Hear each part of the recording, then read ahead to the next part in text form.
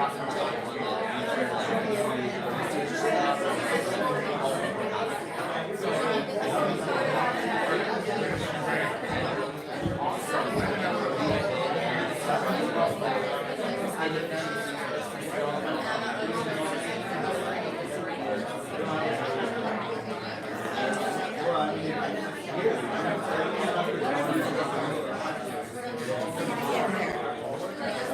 sorry to bother you. Can I just squeeze behind you?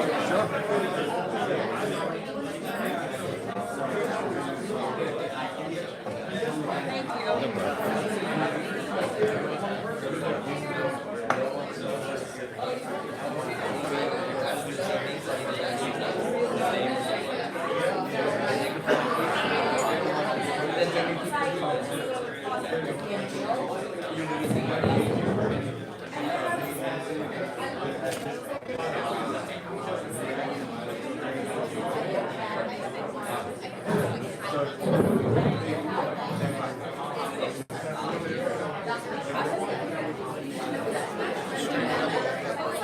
Yeah, actually, I should probably make it vertical. I don't know.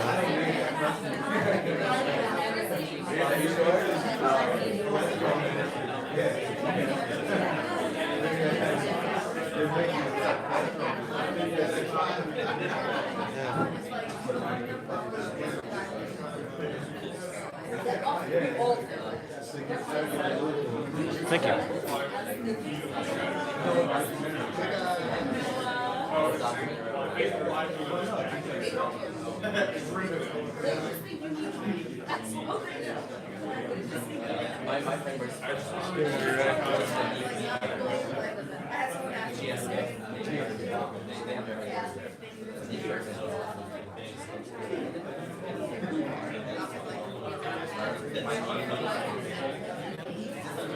All right, best dressed shoes.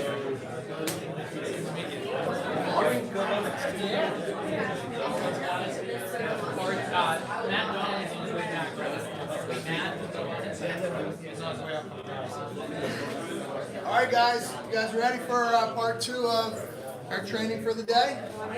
Yeah. You guys get a good lunch? How are the hoagies? Pretty good? All right. I'll fall asleep today. All right. So I want to do a quick intro. We're very lucky to have Dan Lesniak and Keri Shull, who's in the back of the room, here today. Came up from DC this morning. What time did you wake up this morning? 4 o'clock? Yeah, got a little running. Woke up at 4 o'clock, did a little exercise. Dan's done 5 Ironman races. So that's a big accomplishment. Keri and I have known each other since probably the second day of college at Penn State, and we've remained friends since then. Before she was a famous real estate agent. Penn State. Yep. Yeah. So Dan's famous for Ironman races. Keri's famous for keg stands. Oh, Very good at keg stands. fantastic. Take any of you and I'm not Perfect. Not when she's pregnant though.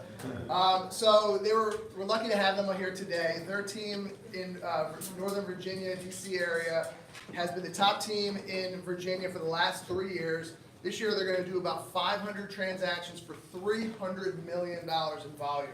So that would put them probably #1 in Philadelphia also, actually. So we're lucky to have them here to teach us what they know. They're going to talk about today how they plan on doubling that volume next year, doubling their business. There's going to be 2 parts to this presentation. Dan's going to start, and then Keri's going to finish it off with a couple of really awesome tips and training for you guys as well. Dan, also, in honor of Veterans Day, I want to acknowledge Navy officer. Thank you. And also the New York Times best-selling or future New York Times best-selling author of Hyperlocal, Hyperfast Agent. So if you haven't read that book, I think he has a couple copies he's going to give to people. If you're still here at the end, the people that make it at the end, he's going to do a little some sort of giveaway at the end for that book, and he'll sign it for you if you like. So you guys participate and you're awesome. You get free. Yes. So without further ado, I'm going to turn it over to Dan. All right. All right. Thank you for the introduction. Thank you everyone for being here. I know a lot of times after team meetings, it's not always the funnest thing to stick around for training. You want to get back to the client showings, all that good stuff that My path in real estate began about 6 years ago. So I know, you might hear the numbers, 500 transactions, 300 million. But just, a little over 5 years ago, those numbers would have been zero for me. And it definitely was not the career path, I envisioned going to the Naval Academy, coming out of Georgetown with my MBA. I thought I would get out, get the big consulting job with the McKinsey, Deloitte, BCG, Bain. I don't know if you guys know these companies, but that was kind of my vision, my goal, and it was part of being brought up in the system. And the system did pretty well for me until it didn't. And that system, I think, a lot of you are probably familiar with it, or maybe were raised in it, and it's definitely was good for the prior generations. I don't think it really applies much anymore. And the system was, go to school and work hard, so you can go to the next school and work hard, so you can go to the next school and work hard, so that you can go to college and work hard, so you can get a good job and work hard, and then maybe go back to school and work hard to get another job, and so on and so forth. And it worked pretty well for me until it didn't. And I always envisioned getting my MBA, getting this big consulting job, and I ended up getting rejected by about 55 different companies. So 2010, 11 was not the best time in the economy to try and get these jobs. And none of them were really hiring. They were still interviewing though, so that was kind of the frustrating part. They wanted to keep that skill, that competency of interviewing, getting to know people, keeping the bench warm. So really good practice for the people, on that side of it perhaps, but not on my side of it. I was extremely frustrated. The number one piece of feedback that most of the companies gave me of why they didn't hire me was, we think you're doing a great job with the technical components of the interview, the problem-solving cases we throw at you. And this is like just how driven I was in the system. What do I need to do to change your mind? They said, well, quit your current job. Or they didn't say quit it, but they said, go out and get a completely different experience. At the time, I was a defense contractor. It was a good, steady job with, 3% raises a year if you really worked hard, and 2.75% raises a year if you just mailed it in. So, it wasn't a very motivating environment for me. And one of the benefits of being in the Navy was I bought homes at an early age.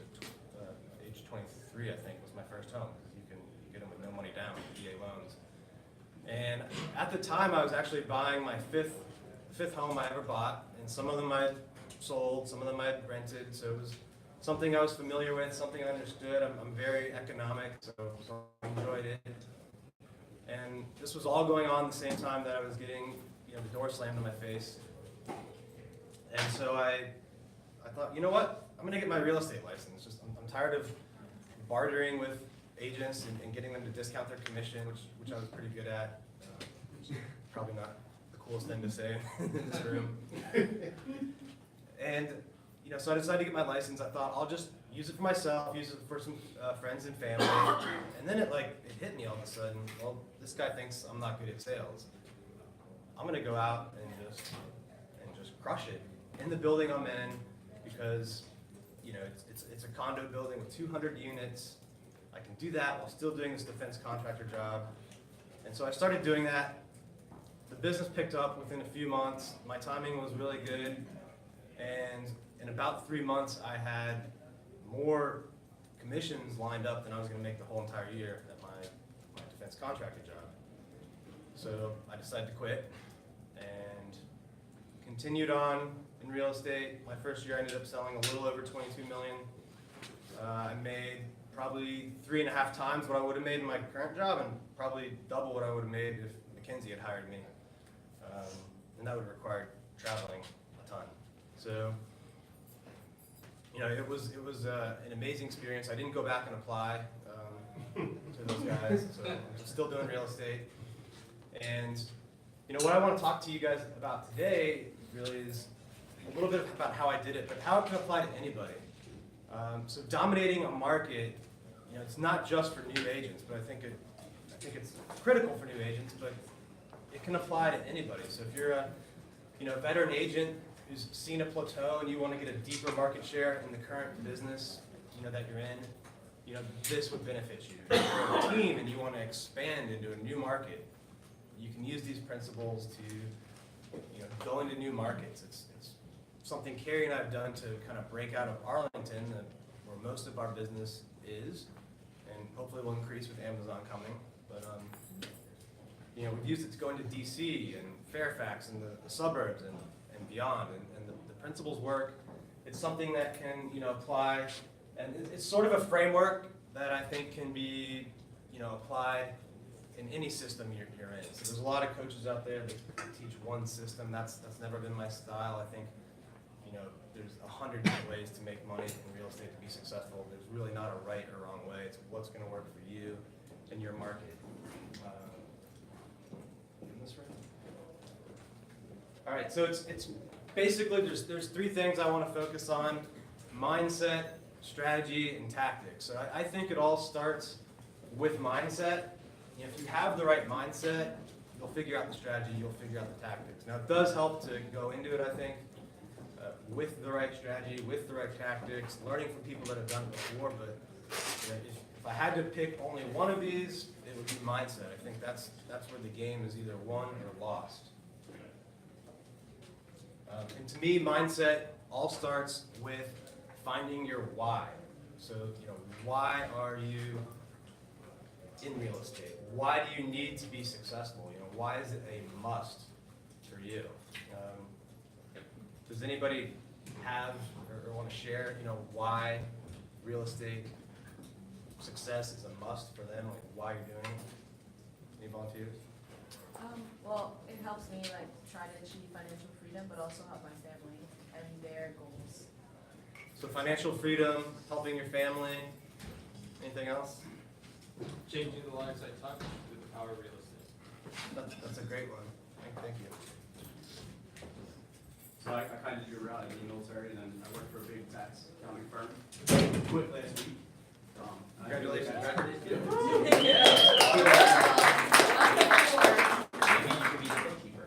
I just wanted to invest in myself. I was making everyone else so much money, and I was doing everyone's tax planning and everything. And I feel like, why not do it for myself and just invest in myself? So I feel like that's a challenge to myself, and then help out other people that come in. So. Awesome. Thank you. Does anybody not have a why? No? Everyone's got one? Okay, great. Well, I commend you guys for all having a why. That's not all the groups I talked to have a response. So Dan, Yes, sir. yours was to prove That was my first year. My why was I want to prove these guys wrong, and it was really driven by a chip on my shoulder, competitiveness, and I'll admit it may not be the most healthy purpose long term. Some of the greatest competitors, in the world have been driven by that their whole career. You could argue Michael Jordan to this day is still driven by the fact that he got cut his freshman year in high school. He made the Hall of Fame, 40 years after that. He invited that guy who took his spot on the team to the induction ceremony and then called him out in the middle of it. So he's still, after 40 years, 6 NBA titles, greatest basketball player ever, probably, or the top 3 at least. He still is driven by that. And I think that's where maybe it can get unhealthy, is it's, if the competition is against other people or proving someone wrong, you'll never be able to satisfy it. And really, the competition should be with yourself, being your best self, not worrying about other people. And it definitely did shift for me, and it became more of providing financial security and abundance for my family. And it's evolved since then as well. When Keri and I started building out a bigger team, one of the reasons I wanted to do it was to be able to provide those same opportunities for other people. And then when I decided to write my book, it was because I really wanted to take the message, the things that I learned, to more and more people. So my why has shifted and evolved, and I like to say that your success in anything is really only limited by your why, your purpose. I think that gets bigger and bigger, you know, your success will naturally follow, your influence will naturally follow. One of the things that's helped me refine and develop my why is to really come from a place of gratitude. It's something I probably didn't learn until about 3 years ago, so after I'd already been in the business for about 3 years. I learned that from Tony Robbins. He was very influential, very impactful. Keri and I spent a year in his Platinum Partnership Program doing training with him all over the country, a couple places internationally as well. And I really noticed, you know, how he not only taught it, but showed gratitude and showed appreciation. And, you know, a lot of times I think it's easy to get hung up in life on what you don't have or what you want to achieve, but I've found the biggest jumps have come when I focus on just being grateful for what I have every day. Even if it's like, you know, just little small things that you take for granted, like, you know, a nice day or the sunset looking nice, or, you know, my son running home when I open the door. Just little small things. I think when you start to come from gratitude, it just creates more of an abundance mindset. It allows you to be more creative, allows you to really hit your peak state and perform better. So, you know, I like to focus on gratitude when I'm thinking about my why. And I like to focus on the 6 basic human needs. So this is another thing that I learned from Tony Robbins. He talks a lot about them. It's similar to Maslow's hierarchy of needs, but a little different twist. So they are the need for significance, the need for certainty, the need for variety, the need for love and connection. The last 2 are kind of a higher order. Tony likes to say growth and contribution. And all the human, you know, everybody has all of these. It's just a matter of kind of where you live primarily. And they all can be important. They all are, you know, things you'll experience, and you'll shift back and forth between them. What I've personally found, though, is the more I spend in these bottom 3, particularly bottom 2, the more I grow, the better I perform, the more success I have. So I really like to focus on contribution and growth. And I'd ask yourself, how does real estate fulfill these needs for you? You know, how do your careers, your businesses fulfill these needs, and which 2 or 3 are you primarily living in? You know, when you're, like my first year when I was being driven by competition, proving these guys wrong, I was in that significance one a lot. And I think that's where you'll see competitiveness come into play a lot, when you're living in that significance. And so, you know, I'd encourage you to just do a self-evaluation. There's no really wrong, you know, one to be in. I've just personally found that the more I live in growth and contribution and being a part of something greater than myself, the more success I have, the greater my impact is, the greater the influence I can have on other people, and, you know, the more fun I have in life.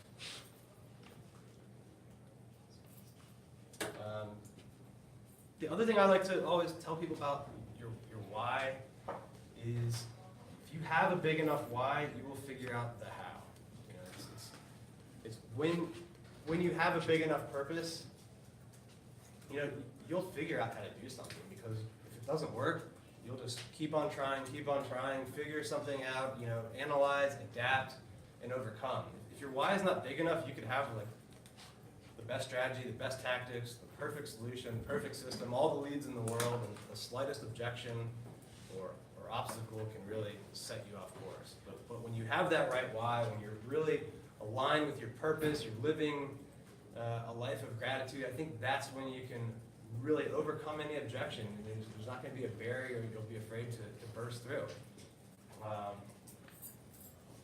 I'd encourage you guys all, if you haven't done it already, write down your why, write down your purpose.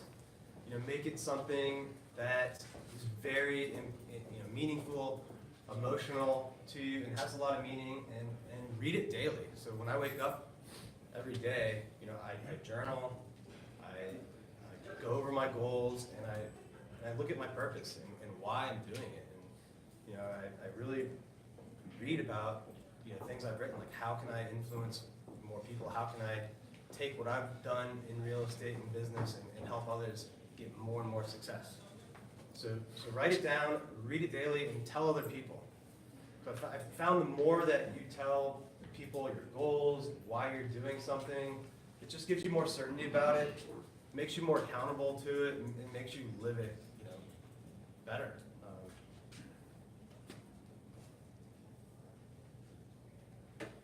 So in terms of strategy, this is the second most important thing we're going to talk about today of the three. Strategy, to me, is simply a way of figuring out how to concentrate the most resources into the smallest area that will be effective. Okay? So a lot of people start their real estate careers and they're just kind of scattered all over the place. They're doing door knocking one day, calling their sphere the next day, trying postcards once, trying like a social media post, and they end up doing like everything, and they don't do it enough, and they try to market to too many people. The reason I succeeded so quickly was because I focused on 200 homes, basically. I kind of had the attitude of, I'm going to put a fence around these, I'm going to get more business here than anyone else, and I ended up getting 50% market share of that building. So I developed a framework, STP framework. It's actually something I learned in business school but applied to real estate. So it's just a way to look at the market and pick where you're going to focus. So segmentation is, how do you break up the market? Are you going to do it by geography? Are you going to divide the market up by demographics? Are you going to divide it up by occupation or clubs, or people you know versus people you don't? So brainstorm, take time to really think about what are all the different ways I can break this market into pieces. And then targeting, which segment are you going to focus on? So if you're dividing it into geography, are you going to focus on this zip code or this building? If you're dividing it by profession, maybe you came from the military and you know a lot of vets in the area, well, that could be a segment you focus on. When you look at your market segment, there's two basic things that you want to look at initially. One, is it big enough to have enough market share to be worthwhile?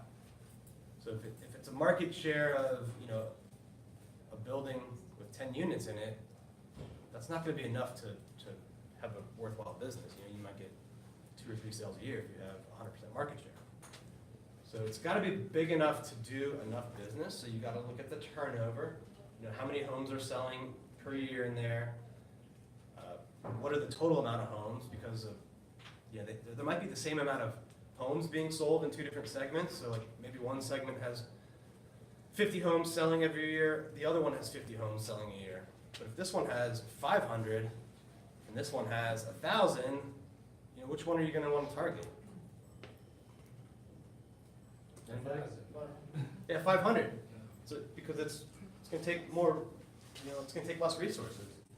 You have to get your message out to 500 homes as opposed to 1,000. This one just has a 10% turnover rate. This one has a 20% turnover rate. Or I got it mixed up. But yeah, 10 versus 5. So higher turnover rate is going to be a better target. The other thing you want to look at in market segment is, don't pick something that's too big. If you're just starting out and you pick a market segment, if you divide the market up and say, okay, my segment's going to be Philly, well, good luck. That's probably a couple 100,000 homes right now. It's a lot. More, yeah, that's a lot. So, it would take you years to meet all those people. Hundreds of thousands of dollars to reach out to them through direct mail or some of the other advertising sources. You're going to get your clock cleaned by Zillow and a lot of the other big guys in SEO. It would be a challenge to beat some of these bigger national sites on these bigger geographic targets. But if you break it down to like a street or a neighborhood or a building, start doing a very hyper-local focused, micro kind of content blog, you can crush them. It's hard to do when you get big. So, if you're an experienced agent or team and you've already got a big presence, you've got, you know, more people, more systems, more money, you can go after a bigger size. You know, you can go to a new market of 20,000, 30,000. But if you're new, you should probably limit it to like 1,000 or less, or maybe 2,000 or less at most. So, you know, and finally, when you're picking your target, you need to pick a segment that you'll actually enjoy working with. So if you hate people that live in a certain area, it's probably best to focus on something else, right? Or if you don't like doctors for some reason, don't try to go do business with a bunch of doctors associations. So make sure it's people that you like, you can connect with, you can add value to, and you'll enjoy. And finally, oh yes, sir. So when you're studying an area, you know, we talked Yeah. about the turnaround. I think another factor, I don't know what's the number there, but probably consider is other realtors that have some domination in that area, correct? Is there a magic number? For example, we talked about 550 turning, that's a 10%. Out of that 10%, where is the line where you may say, you know what, I don't want to go there because there is that one or two realtors have that percentage of that market? Yeah, that's a good question. Most markets will have 2 or sometimes even 3 top realtors. There's still a lot of room beneath them. So typically you'll see like the top guy maybe get 10%, next guy gets 5, the next guy gets like 3, and then there's just like hundreds that have like a 0.5% market share in most. Maybe in some small towns it's a little bit more concentrated. You know, you guys have the biggest Philly market share, right? I think I saw on the board it's like 2.5%. Of the brokerage? Yeah, or maybe, I don't know if it's the brokerage About or the team. brokerage has about 9%. Right, and you're probably one of the bigger, Teams, yeah, well, less Teams than, are less than, brokerage. less than 1%. yeah. So it's hard to, like there's almost always business in an area, but that's definitely a factor. You know, one thing to consider, I think you guys do a lot of new construction, right? For condo development. Those are good buildings to go after because you can market to them, you know, as they're starting to finish. And in 2 or 3 years, you know a big wave of sales is going to come, and there hasn't been a resale agent in there yet. And a lot of times, the agents working for the builder don't really stay in touch or follow up, or that's not their business model anyway. They kind of move on to the next building. So getting in new developments can be quite effective because there is not an established agent. But you know, all things being equal, I would pick an area that doesn't have, you know, 3, 2, or 1 top agents. But even if they do, you know, you can still win. I definitely wouldn't let that scare you away. There's probably enough market share under them. And the line to use if you are competing against a top agent and you're new to that neighborhood, and I've won $1 million listings in month 3, because it was a townhome community that a lot of the condo buyers and sellers I was working with were moving into. I told the sellers, like, look, you know, I know this guy has sold 50 homes in your neighborhood, so if he screws up one of them, it's not a big deal. He'll still get his 51st, 52nd, 53rd, because you know he can point to 50 sales. If I screw up my first one in here, though, I'll probably never get another call. So you can be, you know, damn well sure I'm not going to mess it up for you guys. And that worked for a while until I became the top agent in that townhouse. And I had to switch. So I definitely wouldn't be afraid of that. Any other questions on segmenting, targeting, how to pick like market areas? And it's not just a lot of times people think it's geographic, but it's not. A market can be any of those things I mentioned. When you focused on that one area, did you pick like a HOA community or a town or a condo association? What you did? Yeah, it was the condo association, and it was the condo building I lived in, and it was built 4 years ago. At the time, it took about 2.5 years because the market was a little slow to sell out. So when I started, it was coming on its second maybe third year of existence, so the first wave of sales was about to come. And that's where about 14 or 15 of my 22 million my first year came from that one building. And how did you touch them? Did you knock? Did you? I did everything. I got an email list of the entire building by being nice to the front desk person.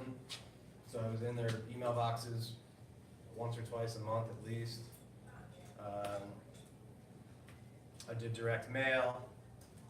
If somebody was moving out, just by hanging around, being nice to the doorman basically, or I don't know what they called the position, but it was, you know, again, the desk by the door. That person would tell me like, hey, did you know Sally and Joe in unit 1003 are thinking about moving next month? And then they would get a note under their door basically from me that night. So yeah, I did every possible way I could. I held a couple events in the building as well. So I think events are a great way to leverage yourself, because there's the whole run up to the, an event. Like if you're doing a buyer seminar or seller seminar, there's the marketing of it, and there's calling people when they register, meeting them at the event, and then following up after. So events can be a great way to leverage any type of segment, whether it's geographic or a group of people, association. The last part of the process is positioning. So positioning is simply, how are you going to position yourself to uniquely qualified to deliver the most value to that segment of people. And in my first year, sometimes people struggle with this, but I basically took the approach of, well, I fit the mold of everyone in this area. I'm a young professional, attached to a government-related job like kind of everyone else in the area. I understand, real estate pretty well because I've bought and sold 5 different homes. And because I'm a solo agent, because I'm starting out, I can give them like 100% attention, 100% of focus, and I'm just gonna, my pitch was I'm gonna do everything possibly I can to sell your condo, to sell your home, find you the next home before it's on the market, better than anyone else can. And it's evolved over time. Now it's, we've got a team of a lot of people, so it's really, I can just lean on the statistics, lean on the systems and processes we created. But, I remember back then using the arguments that some people still, sometimes beat us on as a team. And it's basically like, yeah, you could go with that agent, but, they're a part of the big team, and you're going to deal with like 5 or 6 different people. And yeah, that's a very effective argument as a solo agent. And it still works, even though we dominate the market land by about 3 or 4x the next person, we'll get beat by like, cousin Joe who does 3 sales a year all the time. A lot of people like to ask at our team meetings, like, who's our biggest competitor? Is it this guy who's doing 50 million? Is it this guy who's doing 100 million? And I always say, no, it's the cousin, it's the past realtor, the part-time realtor that's doing a couple deals a month. Like, that's our biggest competitor. And that person's hard to beat. So, has anybody thought or have an example of, what they use as positioning for how you tell your market, tell your segment that you are going to be able to deliver them value above and beyond what other agents can do? Are there any examples that to share? I have a team, so we talk about a solo agent, has to go buy groceries and has personal obligations, so we're about convenience. So that's how we sort of go about that. We're 24/7 if you need it. Yeah, no, that's a great one for teams. There's someone pretty much always available if the person, your main point of contact is hurt or on vacation or whatever. We've got 3 other people that can step in. I leverage my social media account, and I tell them that not only will I put on the MLS and put a sign on their yard like every other agent, but I'll also show my 15,000 followers about your property as well. Wow, They like that. that's a good follow me. Yeah, no, social media is huge now. We actually just recently sat down with Gary Vee, had some lessons from him, and You going to Agent 2021? I'm thinking about it. You should. It's not booked yet. But yeah, Agent 2021, for those of you who don't know, it's a 1 day, or maybe 1.5 day event that Gary puts on in Miami in the middle of January. So it's a good time to get out of Philly, probably. But he really made me realize, you can't just, if you're gonna be on social media, don't just approach it as like a check in a box, like, yeah, I have an account and I post about my open houses every now and then. Like, you really need to dive into it, make it a part of your strategy, make it a part of what you're doing. It's the cheapest way to get in front of tons and tons of people. And I kind of said earlier, like, it would be hard to direct mail and get in touch with like everybody in Philly. It would probably cost you like $100,000 to send everyone in Philly one postcard, but you could get 1,000 eyeballs on your video. I don't know if you guys were in that team meeting earlier, and we were talking about making videos. You could get 100,000 eyeballs on your video for probably about $3,000. So you probably could try and like take over the whole city if you were like super aggressive on social media, and we're big on that. That's why you see like the cameraman following us around. We try to document a lot. And, yeah, I think there was another hand up. So I heard you talk about it on your podcast with Pat Island, about Gary Vee, and how you're explaining about how he's telling you how you can use maybe like the video that you take today, you can piece it out so you can have content that is spread out over a long period of time, or more than just 1 hour video, for example. How would you say is that a good way, or what would you say that how have you implemented that so far? Yeah, so that's an interesting thing. I did talk about that in my meeting with Gary, and luckily I just read about it on his Instagram account like the week before. He calls it I think he just calls it the Gary Vee content model. You guys should Google it, look it up. I think he put it on the LinkedIn's, I think it's called SlideShare program, where LinkedIn has like their own kind of PowerPoint program. So look up the Gary Vee content model. It's about an 86 deck PowerPoint, which is super effective. But the idea is you would take a 30-minute, video, 30-minute podcast. It could be you just talking about doing a video or an interview about someone important in Philadelphia, and you would take that 30-minute piece, pull out, snippets from it. He calls it micro content of like 3 or 4 different points. And you break that down into like 60-second videos for Instagram. I think LinkedIn, it's like a 5-minute limit. Twitter's like 2 minutes. I'm maybe off a little bit, but anyway, you would release the long piece, the 30-minute piece on YouTube or as a podcast, and then you would, a few minutes later, basically release all these short snippets and highlights, see what people are interacting with more.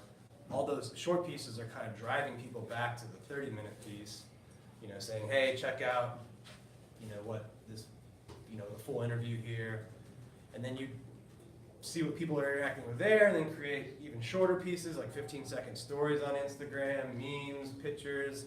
So it's a pretty cool concept. We've found it's super hard to implement.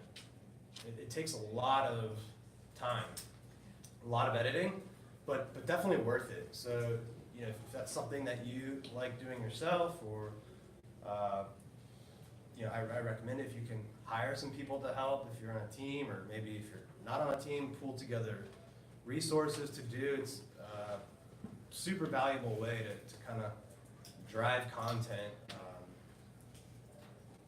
and get more reach. And he basically said from this one 30-minute keynote address, he created like 86 pieces of content, and it drove millions and millions of views. Now he's got a much larger audience, of course, to start with, but at least read the slide. It's a really cool idea if you can implement it. On value proposition, I've been going up against it. I'm not from Philly, but going up against that entrenched mentality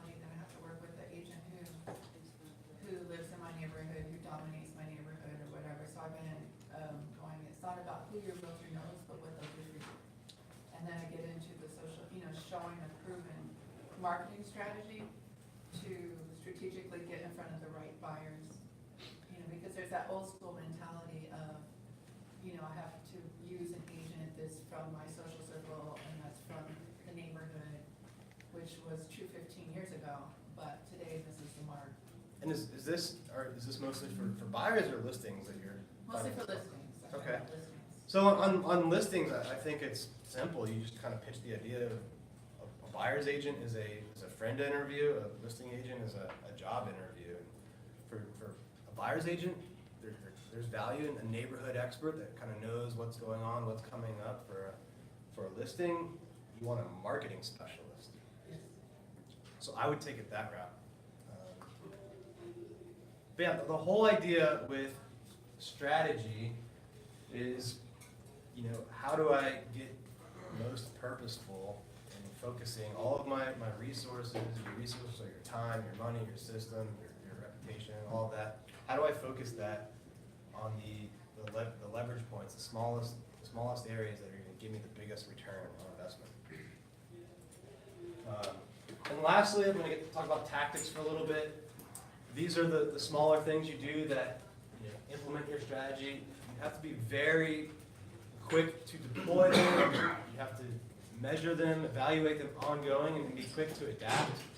And you know, if your overall strategy is take over this neighborhood or do business with a bunch of Philly doctors or, you know, whatever it is, the tactics, there's going to be dozens and dozens of ways to, you know, implement them. You just need to keep on trying, keep on trying. This is where, you know, earlier I talked about mindset. If you have the right mindset, you'll find the right tactics. You'll find the things that will work. And you need to get as many as you can. Here's just a few quick examples of some different ones I've used throughout my career, some newer, some old. Some of these I learned on my own. Some of these I learned from, you know, going to trainings, going to classes, some from conferences. A lot of my favorite ones I've learned from going to trainings that didn't even have anything to do about real estate. So it's the idea of taking something from another industry, bringing it to yours. If you can do that, I think, you know, you'll have a better chance of finding something that no one else in the real estate industry is doing. So, you know, I think going to real estate trainings and coaching and conferences is super important. But I'd also focus on some that are just more general, because you'll learn from other businesses and other markets. So this first one here is just targeted off-market outreach. So when I was first starting out, still kind of like this now, inventory was in short supply. There wasn't, you know, a lot of homes on the market. So one of the ways that I got buyer clients was bringing them deals that weren't on the market. You know, I'd find out what they wanted, and I would basically go get it. So like I one of my first clients had they wanted to live in a certain townhome community, had to be an in-unit, and had to be a certain size. So that really, out of, you know, the 200,000 homes in Arlington, that made it kind of simple, because it limited it to 11 homes. You know, there were 11 possible townhomes that they could move into based on their criteria. So I put notes under 11 doors, which took me about 10 minutes to do. The message was something very simple, like, hey, I have a buyer. They want to move into a townhome exactly like yours. You may be surprised at what prices have done, you know, based on low inventory, low interest rates. And I might be able to sell it to you without any contingencies on your timeline at price you like. But I gave that note to 11 people. 4 of them called me back. They bought one of them, I listed the other one, and 3 years later I brought a buyer to the next one. So it led to like 4 or 5 million in sales, and you know, that number probably jumps up to 50 million when I expand the chain of the transactions from there. So I'd be creative about how you can find homes off the market. With that note, was it just like a handwritten note?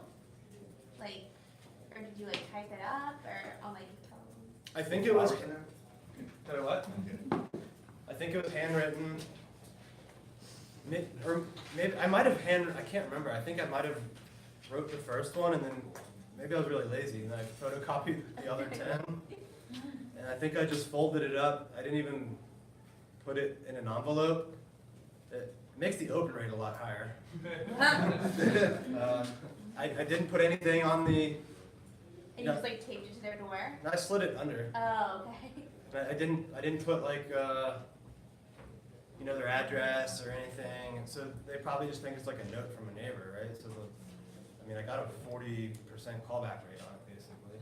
So to this day, I teach that tactic to my team. I tell them, you know, you can print them if you want, because you know maybe you're not so lucky and your buyer has like 100 homes that might work. So yeah, use the computer and print them, but don't put them in. Don't put return address or their name on it. Just slide it under their door or next to their door. They're gonna think it's a note from the neighbor. Do you guys have a, like inventory constrained environment market still, or off market homes a big deal up here? Still pretty low. Yeah, I mean, I would focus on how to find them. And there's a ton of different ways. That's just one way that we've used.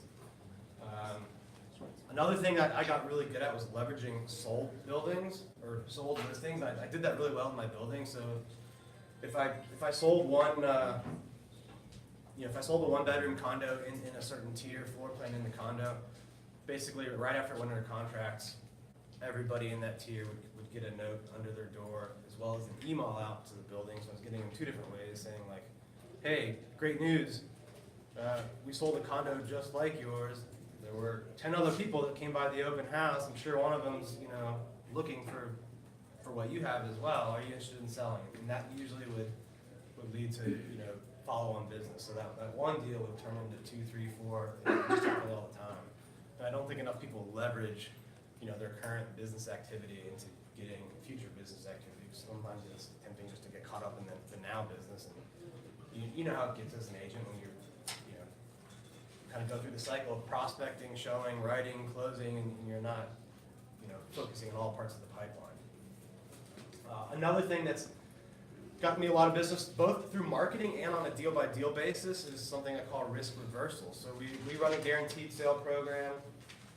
We'll come in, guarantee the price for a seller, or buy it, or reduce our commission. The first time, I did this, it wasn't something I marketed or planned. It was just an accident. I was selling a $1.2 million condo in my building, the penthouse, and a $600,000 owner, wanted to move up, buy that one. I found him a buyer for his place. It fell out a couple weeks later on financing. I really wanted the deal to go through and to get the $80,000 in commission. I forget what it added up to. It was a pretty big number. So I said, okay, I'll buy your place, keep this other like $3 million in business alive. And man, that guy, he was like really disappointed when it fell through. And when I told him I was willing to buy it, he still thanks me to this day, 5 years later. It was just an amazing feeling to be able to deliver that value to him. And that's what really, in my mind at least, created the idea of doing it, marketing it, doing it for more and more people. And it doesn't just have to do, it doesn't just have to be a guaranteed sale. Like I've had a buyer once, he was in a competitive situation. He was afraid to get he wasn't afraid to go up in price to where he needed to get it, but he was afraid to waive the appraisal. And I knew the place would appraise, but I also knew if it doesn't, or if he doesn't get this place, it's going to be another 6 months before I can find him one. That's just how the inventory is. So I told him look,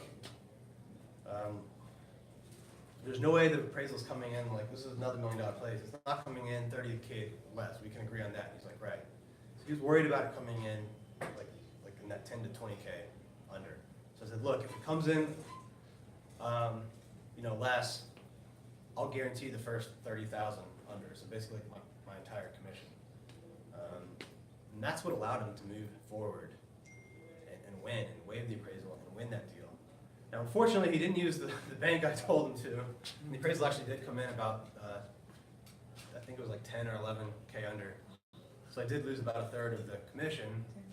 But in reality, there wouldn't have been another place for him to buy in 6, 7, 8 months. So it wouldn't have been, it would have been a deal I would have made up front anyway. But I've used that same tactics since then, and it's probably helped me win 2 or 3, more deals like in that same kind of situation. These next two are just examples of some tactics that I've used more recently, things that I've learned at conferences. So I'll start with the last one there. Multiple Facebook and Instagram lives. We just deployed this one last week at one of our team meetings, actually. I did it because I saw one of my friends in Seattle, Washington, do it. And basically the concept would be like, I'm gonna go live now. So I would, I'm actually live right now, but I would ask all of you to go live at the same time. And when we did a team meeting, I started talking to them. Our goal of that team meeting was to get more recruits, more people to join our team. We need more. So they all took out their phones, went live, and I just had a discussion with them similar to this about, what is it we're looking for in our team members? Why do we need more? What's our goal for next year? What's the average agent, do in volume in our team? We just kind of had a natural discussion. They were all live at the same time, so if you can imagine 30 people live, like if you guys ever want to try this, it's super easy to implement. And you can have a discussion on, why you want to help people, why you want to help your friends and family and past clients, and kind of have a referral-based discussion. You can have a discussion on why is it a good time to sell, or why is it a good time to buy, or things first-time home buyers should look at, look for. So just educational topics. And if you can imagine all 30 of you are live now filming this discussion, you're each probably going to get 200 to 400 views. She'll probably get like 2,000 or 15,000 followers. And it all multiplies, and it's going to flood people's feeds, and they're just going to see video after video. So when we did this for recruiting, if you're friends with like one person on my team, chances are you're friends with 3 or 4 or 5 of them, and all of a sudden you're just seeing me live on their feed, like, because it's 30 different lives. Does everyone kind of get the concept? So that what normally if I did it would probably be like 500 views, it turns into like 4,000. And it's all organic, so it's a little bit more valuable, definitely more valuable than doing the same thing paid. And anybody could do that. Super easy to do. This last one, I haven't implemented it yet, but I'm going to. It's geofencing ads. So I talked to a guy at this conference I was at, just a local conference last week, and has anybody heard of geofencing ads? Are you guys doing it? Or? Yeah, so it's basically using cell phone data.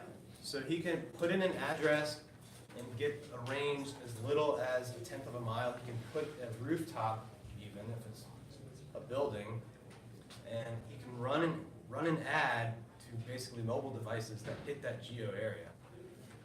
So what this guy was doing, there's tons of examples of how to use it. But he would pick his open house and then pick the 10 closest open houses around it, and everyone who walks into that house during that time, you can put a time limit on it, they're all going to start getting his ads, like driving people to his open and then following them around after.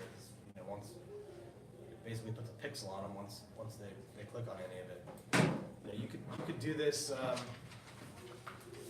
If a convention is like a wedding, bridal show or whatever is happening, there could be a lot of first-time home buyers or move-up buyers there.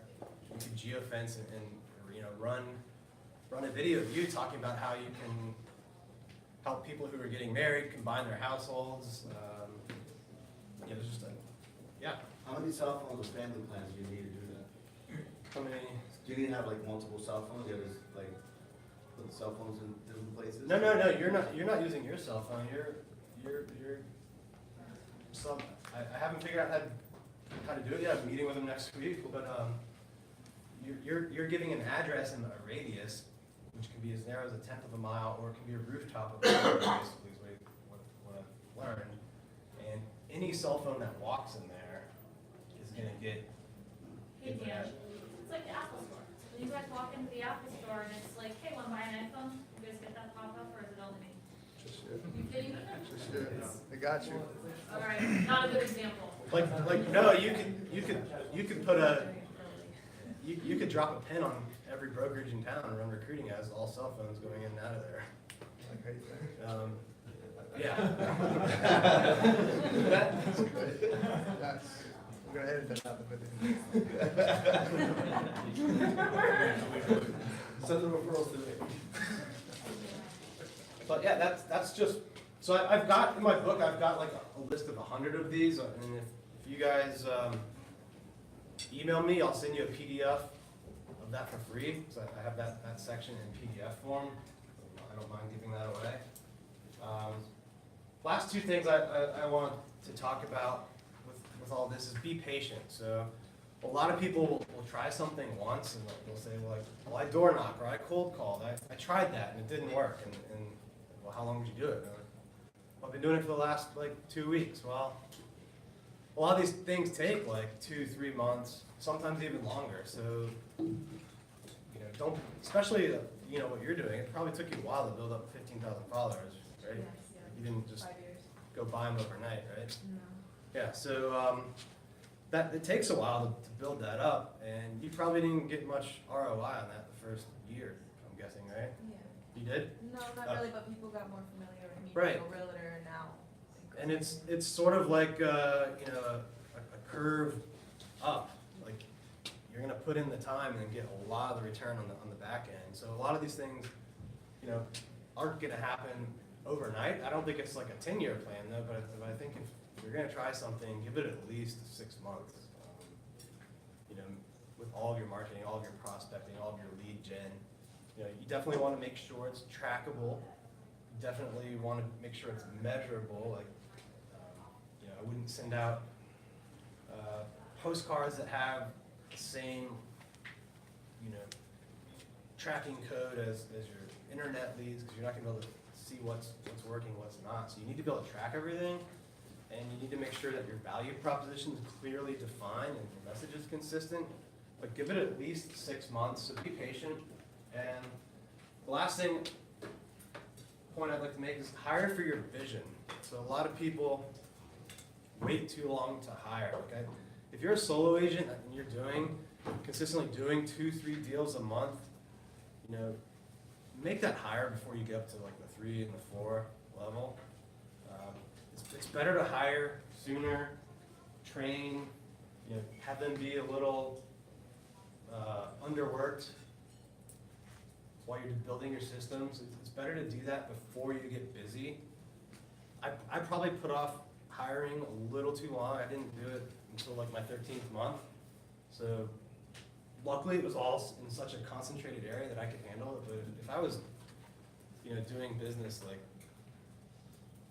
in Arlington and an hour out to Ashburn and then an hour south to Woodbridge and doing it for me like I did, it would have crushed me without that help. So, and I think that goes with larger teams as well. Even if it hurts your short-term profitability, it's better to hire for the vision, hire to where you're going to go, rather than what you are now. Because if you wait, it's just going to be too late, and you're going to drop balls. You're going to lose clients. Customer service is going to go down. Retention will probably go down because people will be overworked. So even though it might be a little bit more expensive in the short run, in the long term, it's definitely going to be cheaper if you hire now. And the last thing I want to mention, Keri might talk more about this. We are doing a boot camp down in the Falls Church area right outside of DC, December 7th. We do have some VIP events on the 6th as well. That's going to include a tour of our office, so we're going to show you everything about our office, let you interview every department, and then have a mastermind with the VIP ticket holders after. The next day, we're doing a 5-hour event. We've got Grant Cardone coming. The 2 founders of Lab Code Agents, Tristan and Nick, will be there. Who else am I missing? That's it? I'm gonna be there. Keri's gonna be there. The website's hyperfastsalesbootcamp.com. I created a code for you guys to buy one, get one free. You can take a friend. Use the code PhillyBOGO. You go there, and yeah, it was a pleasure talking to you. I hope you guys found value. Oh, you got a question? You mentioned your email for 100 tactics. Oh, I did. Yeah.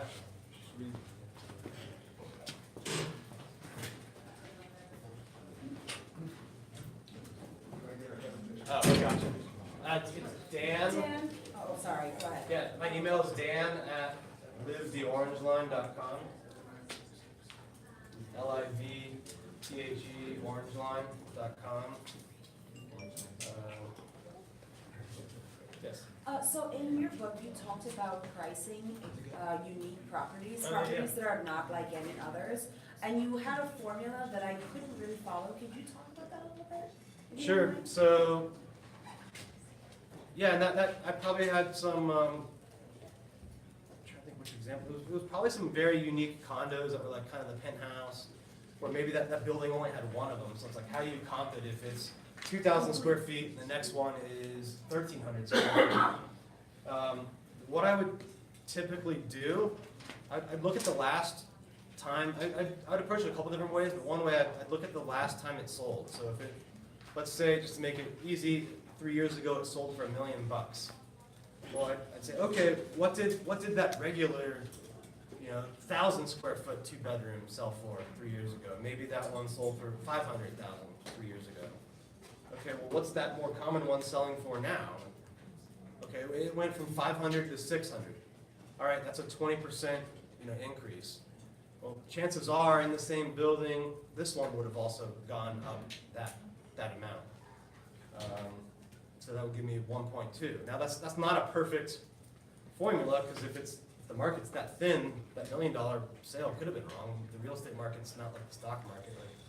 Like, Apple stock's the same here as it is in China, a minute from now. So it's not an efficient market. So it's not a perfect way, but it's like the best way, I think, you have in that situation. The other way I would do, I would find like, okay, where's the nearest 2,000 square foot condo? Like, okay, it's a mile away, similar, type of neighborhood, just not the exact building, not the,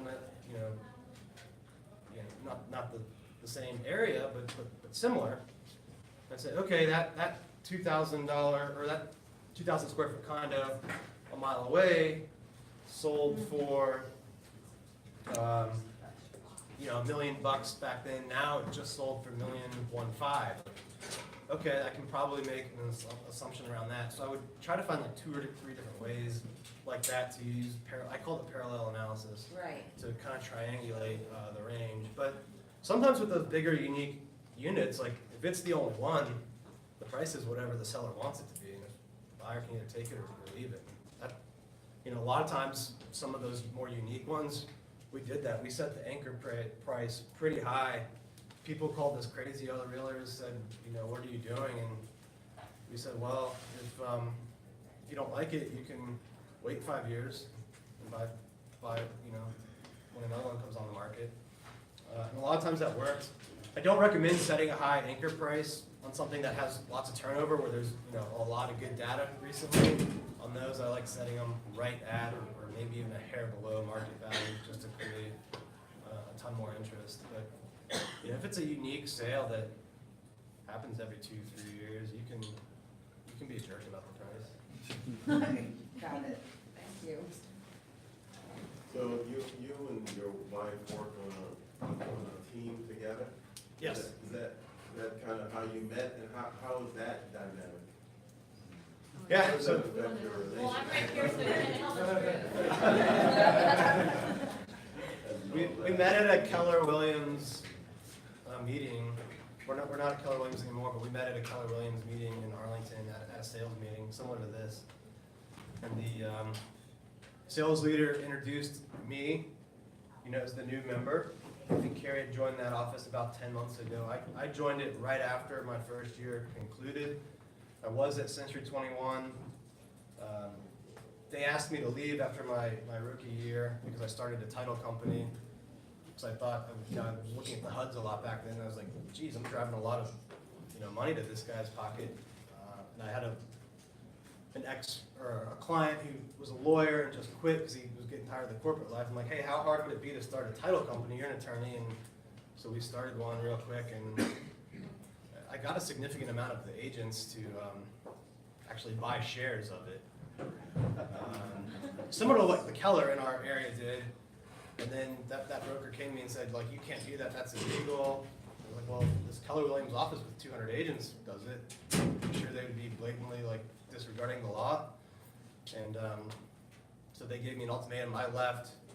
And then at the team meeting, the team leader said, hey, we got this new team, they're gonna give Keri a run for their money. So I brought a couple agents with me from that office, and so that's how we met, and then I pursued Keri for her title business, actually. And we filed an ethics complaint against me at the same time. I did, I was yeah, love with this hand.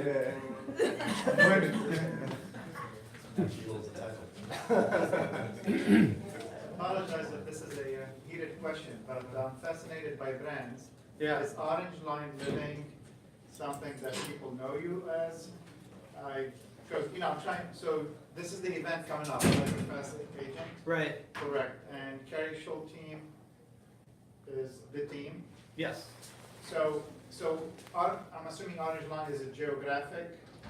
Yes. I am unfamiliar with the area. No. Is So that that's an a great area? question. So it's kind of the difference between the two of us. So Keri started her business in real estate a few years before me, and she did it under her name, Keri Shull Team. I really focused on my one building, which was at the Clarendon Metro stop, which was kind of the center of the Orange Line train. So I didn't brand as myself. I branded as Orange Line Living, and really focused on all of the condos and townhomes. At first just one metro stop, but later on 6 or 7 metro stops. This is taking exactly what I want. So you're doing something, obviously trying to relate to people in their area by having a name relates to them. But I realize that creates a problem now because you guys are bigger than that. Right. And you have multiple things. How do you do that? Especially, I apologize, this is heated. No, it's not heated. I typed in orangelineliving.com and I ended up on your competitor. Then I Googled Orange Line Living and found you. So apparently, it's a name used by. Yeah, Judith, I forget her last name. Yeah, Judith is using that. Yeah, I've offered her like $5,000 for it, which is interesting. She sells like $200,000 condo a year. She's like semi-retired. I landed on her website, Yeah. realized immediately it's the wrong website. It looks dead. Yeah, like I get all the SEO from it, but yeah, I don't get why she doesn't want to sell it. She's not really practicing, so it's not like a competitor that How has do you it. integrate that? But it works with SEO. Like I crush it on the SEO around this.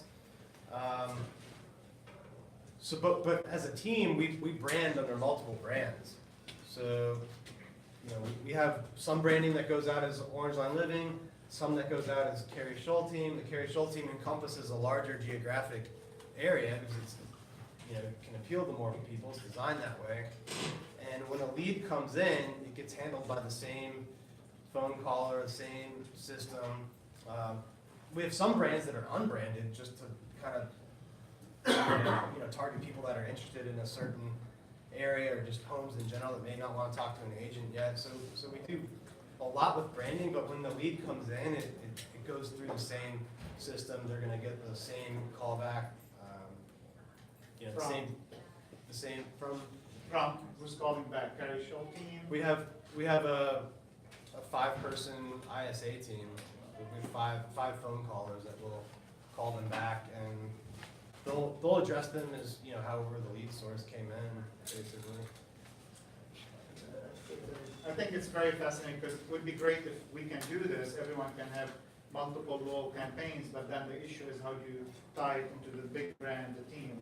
And I don't want to take much of your time, but it's a subject that, kind of. Yeah, I don't know if we've found the best way to do it yet.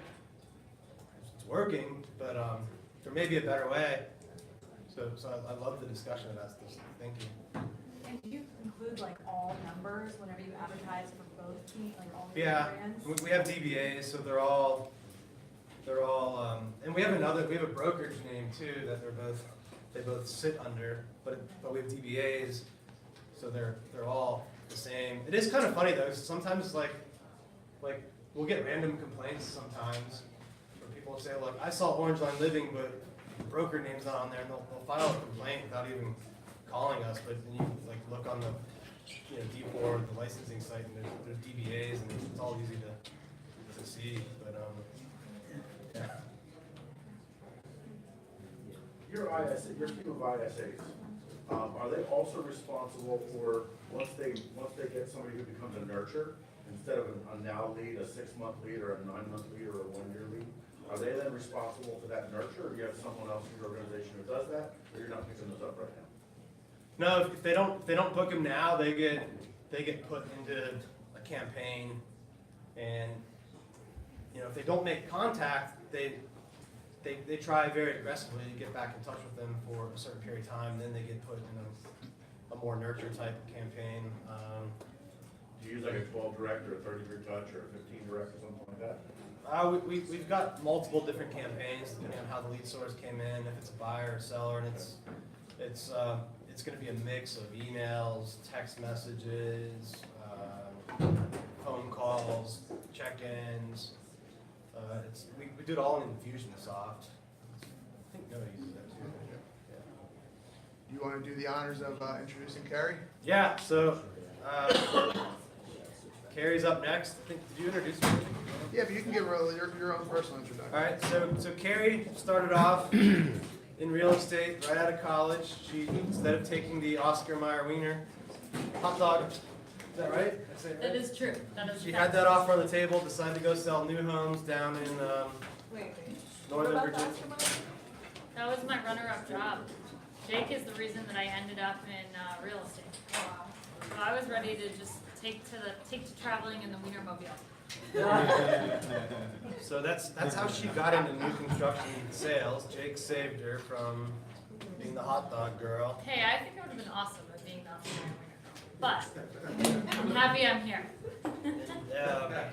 Yeah. So she moved from selling new homes to selling new condos.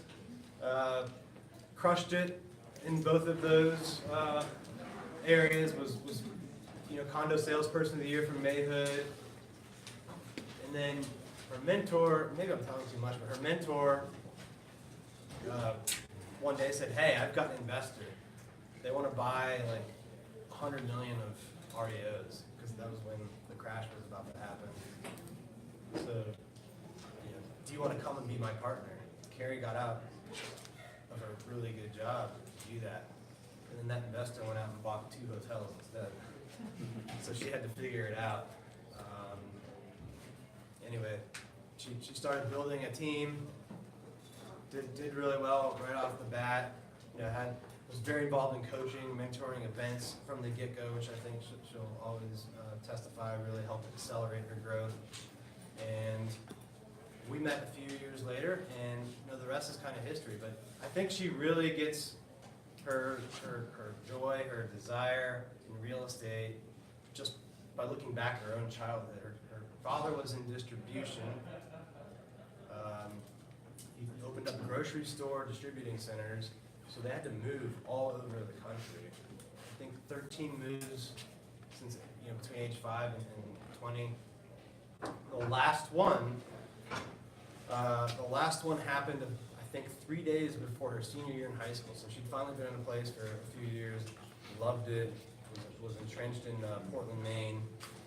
And 3 days before senior year, her dad said, "Hey, I'm going to become employee number 187 at this company in Seattle. We got to move out there." And they went to work for Amazon. So I'm hoping those Yeah. connections will come in handy. I'm going to transition your mic here, honey. Thank you for the intro. Warm welcome. You have to use my bra.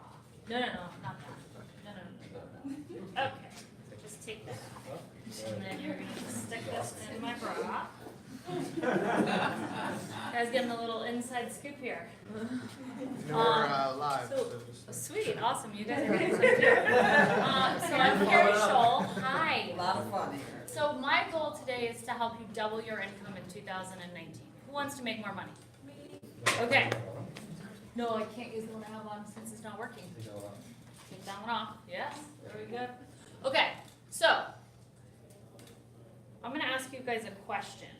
How many of you, thank you, have been distracted at any point during a presentation you've ever heard? And may have missed something important that could change your career, your life, and the trajectory of what's possible. All of you, right? So I'm gonna ask you, put those damn cell phones away. Put your laptops away. Stick with me for 45 minutes, then I'm gonna answer any question you have after we get this buckled up here. I wanna have some fun with you today. Most of the presentations that I'm gonna talk about, I said hacks because I do 4-hour, 6-hour trainings, and I'm gonna try and keep it really short. Is that okay? So we'll just go over the basic stuff, and then I'll try and leave time at the end where we can dive into specific questions that you have. Is that cool? Okay, awesome.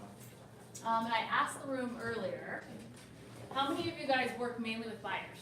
Raise your hands. How many mainly with listings and sellers? About half and half. Sweet. I'm going to touch on both. Is that okay? Awesome. So the first thing, how timely that you guys had video in the presentation that you were talking about. So I'm going to dig into how to utilize video first. Be the mayor of your town. So you don't have to take that from me. I'm going to introduce you to a friend of mine who's going to talk a little bit about it. And then we're going to talk about how to avoid time wasters. So how many of you have worked with a buyer in your career that's wasted a little bit of your time? Okay, so if I could help you eliminate some of those people up front, would that be valuable? Yes. What if I could help you avoid losing buyers that actually will do a transaction by just adjusting the way you're approaching the initial meeting so that you're able to convert more of them? Would that be helpful? Yeah. Okay, cool. And then we're going to focus on how you can get 10 buyers instead of 1, 10 sellers instead of 1. Who wants to do that? Your hand is not up. You're just asleep at the wheel. We just talked about that. Just taking notes back there. An excuse. Doubling your listing conversion. What I'm going to teach you on the listing side, my team just implemented. A friend of mine, Sharon, dramatically adjusted how we're handling our listing process. I'm just going to teach you the very basic things that have made a difference for our team. And then we're going to talk about investing in your mind. Everybody cool with that? I'm going to try and keep my pace fast so that we have time for everything. Okay, so I said the first hack is be the mayor of your town. How many of you guys utilize video in your business right now? Okay, for open houses, what do you guys use it for? Tell me. When a listing's about to go live, for an open house. Okay, so when you're announcing a listing, when you're doing an open house, what else? Showings, Showings. Okay, cool. market updates, industry updates. Market updates. Excellent. Educational for buyers and Education. sellers. Awesome. Anybody else? Social media engagement, like contests and different things like that. Awesome. What kind of contests do you do? Well, I did something I thought was funny. I was at an open house and I basically said that if I could get 100 likes, that I would take a shower with my clothes on. Did you get the 100 likes? I did not. Oh man, you just gotta get a few more friends. I'm telling you, if I did that, my friends would have me wet. I got a lot of those messages. That's awesome. People thought I was creative and they engaged with you, right? Yes. Awesome, I like it. Okay, so here's something to know about me. I absolutely suck at PowerPoint. The guy next to me was extremely helpful, and he said I was doing it correctly to do a hyperlink, but it didn't work. So, hopefully I won't show you anything I shouldn't be showing you. But I'm going to jump to Gary Vee. How many of you guys know Gary Vee? Okay, so this is a little message from Gary Vee. I'm going to try and make it big on my screen so you can see it. Dan and I had the opportunity to interview Gary in a very private, small setting. And I will tell you this, that interaction changed how we're handling our marketing and changed the future of our careers 100%. Ethan wouldn't be here today with us if it weren't for this interaction. So how many of you know a lot about Gary, and how many of you only know a lot, have studied him, just know who he is? Okay, so listen closely to what he's about to say. Literally, you could get the postcard and be like, well, everyone's talking about the fire post. I'm gonna go with my phone and interview the fire chief, post it on Facebook, run $100 worth of ads to people that live in Charleston, South Carolina. It's fucking dominating. Yeah. It's killing. That's how you will call And then action on that, or no, just get them to just like put a you, brand, or? because they're gonna click your face and be like, who the fuck's this dude? You know, who is he? Click real estate guy. Oh, weird, I'm slowing down, DM. And if you really don't even care about anything happening for 3-4 months and you're just building a brand, you will have all the leverage. Be the mayor of your town if you're in real estate. This is incredibly good. Okay, so did everybody hear what he said? I missed the first part a little bit. He essentially said, go to the Posted Courier, which is the guy who was asking the question in the video. I cut it to save time. But he was asking about where to get content to do video, and he said your biggest competition is actually the newspaper. So go to the newspaper, read it from cover to cover, and figure out what everybody's talking about and what are the most controversial stories, and then go there. Okay? So after that meeting with Gary, something interesting happened. There's this guy that has had this column in our local real estate blog. No offense to him, because I'm sure it works for him. But it's called Ask Eli, and it's this column, right? And when you look at his engagement, he has 14 comments. He's talking all about real estate related stuff, 7 comments, 0 comments. So you guys are getting a trend, right? Pretty limited engagement. So we said, well, what if we focus more on adding value and being the mayor of our town? So here is the post that we did. You can see there's 131 comments. So I'm gonna play the interview that we did for you so you can get some perspective here. And I think it'll let me go full screen.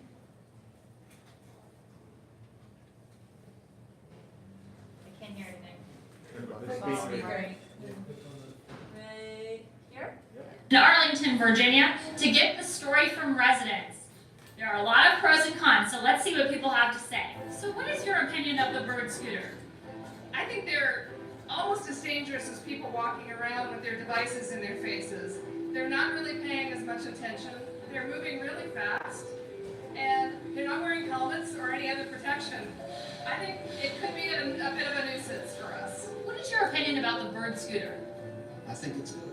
I think it's a wonderful thing to be moving around the city and not causing congestion cars. Well, actually, I think they're pretty cool. I think it allows people to get from meeting to meeting during the day without getting all hot and sweaty. I don't have a problem with them. I think we ought to wear helmets. That's one thing I think. I don't have a problem with scooters, but when they're riding on the streets, they really ought to wear helmets. I hate them. I walk a lot and run a lot, and I find that the people riding them are sort of obnoxious. It's really dangerous.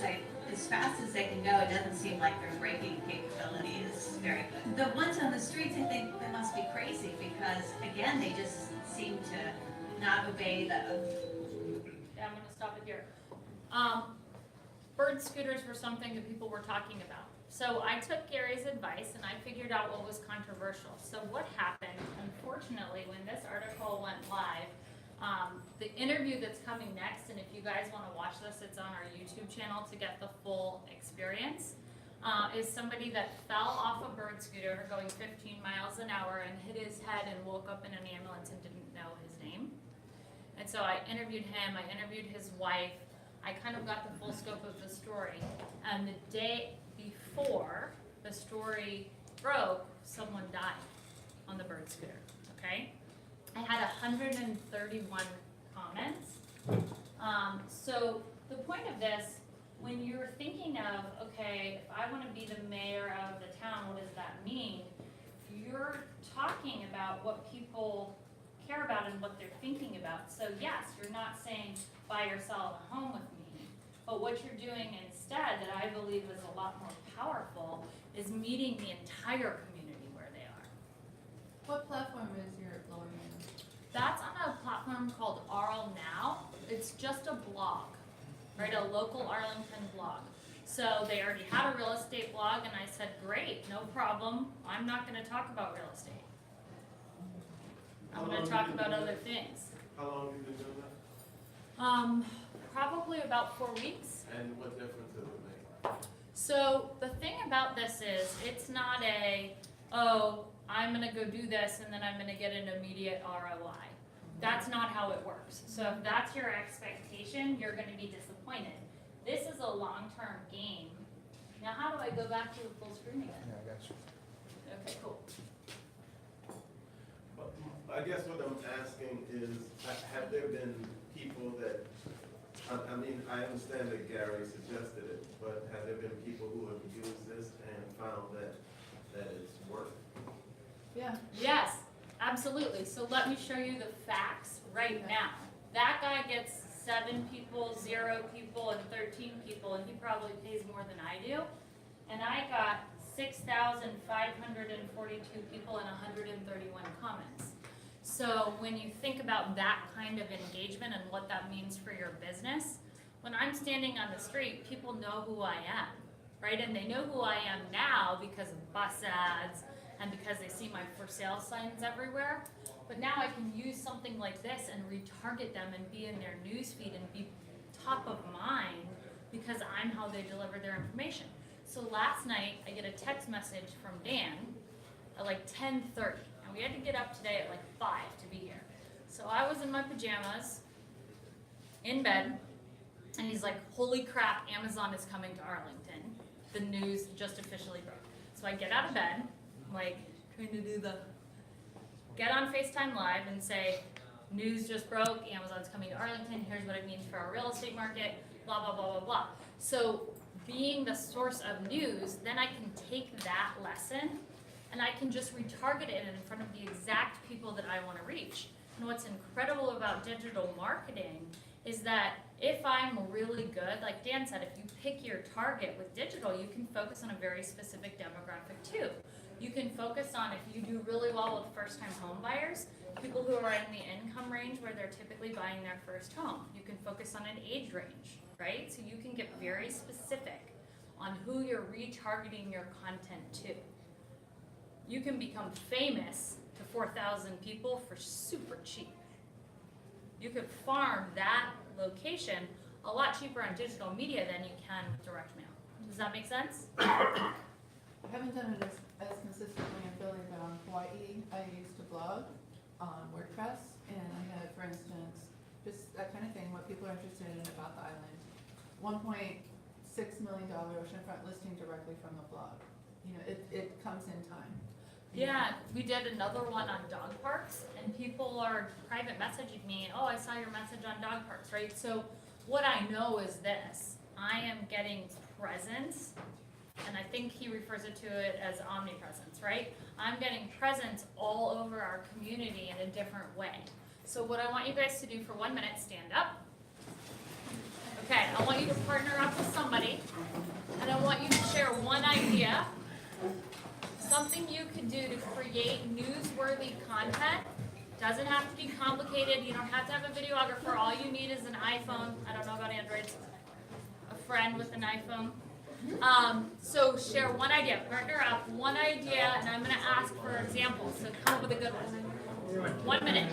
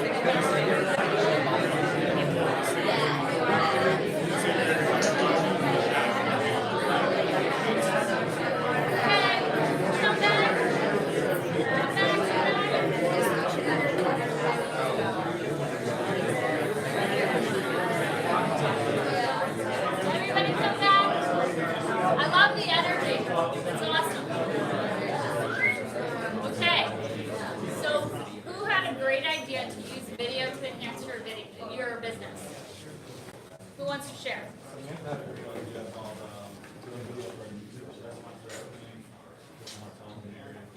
Awesome. Yeah, that's a really good idea. I have something like similar, like if you have like a favorite drink or a favorite food item, you could pick like the top like 3 restaurants that specialize in it, and then kind of like do like a contest to see which restaurant wins or something, and just kind of like document your experience. Do you think by using those 2 ideas, you would also build goodwill with the restaurant owners that are well connected in their community? Right, so we started doing this, we're on our 8th restaurant, and we're actually doing it to build a top 10 restaurants of 2019 in Arlington. So imagine the SEO juice that we're gonna get from that. That it's an incredible idea, and I really encourage you guys to do it. For us, it's working. Absolutely. Okay, who has another idea? So I was talking about with the Christmas holiday coming up, trying to talk about gift buying for kids versus now it's more popular to gift experiences and mapping out different experiences around the city and focusing on the neighborhoods. And Oh, that would different be things within, right? Like what can you do in this neighborhood if you have a kid? And then you're also targeting growing families that might be looking for more space, right? And a move-up buyer is one of the most profitable targets, right? Amazing. I love that idea. Did everybody hear that?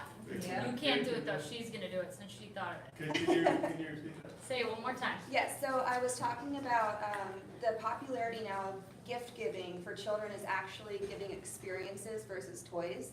It's a conversation I've seen a lot on Facebook between my friends that are new parents or realizing that the toys that they invest in are actually getting put in a toy box, right? But these experiences last a lifetime. So focusing on different experiences around the city in different neighborhoods and focusing on those will drive both, curiosity to the neighborhoods that maybe families are looking to move into, but also people with expanding families might be looking to move up and buy a different, bigger property.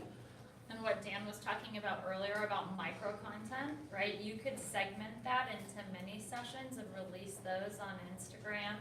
And then you could have the full story on Facebook and segment it. So you could create so many content nuggets from that one idea if you just executed on that. That is brilliant. Okay, so I went to an event 1 week ago. It feels like it was like a month ago. I'm like, wow, okay, that was only a few days ago that I got back. So I got back Friday of last week, and I met this man. Do you know who this is? Okay, his name is Billy Jean.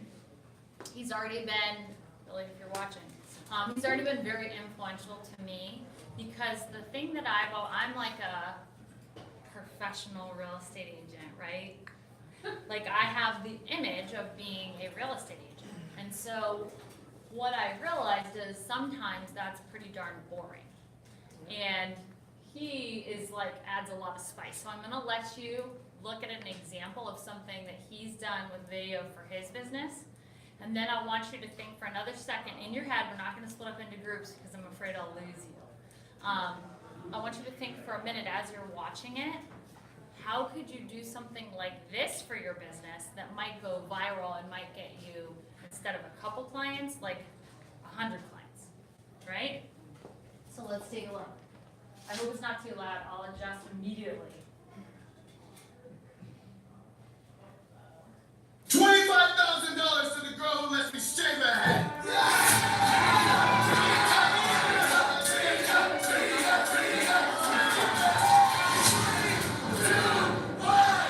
Wait. In about 4 minutes, this advertisement is going to disappear, which gives me just enough time to shave her head and give you the opportunity to become a real marketer. Okay, hold on 1 minute. So I'm gonna segment this for you. Who understands the way that YouTube works? How many seconds do you have for free before you as the agent pay for the ad? You guys know? 5 seconds. 5 seconds or 6 seconds depending on where you're advertising. So if you're in the middle section versus at the end, one is the bumper and one's in between, right? But that means, imagine if you were really interesting in the first 5 seconds, a lot of people aren't gonna keep watching, right? So what he taught me, and I probably won't shave anyone's head, but I might just for fun do the same concept, because oh my gosh, people would stay, right? You gotta get them past that initial hump and get them to watch. So let's keep going and see what he does here.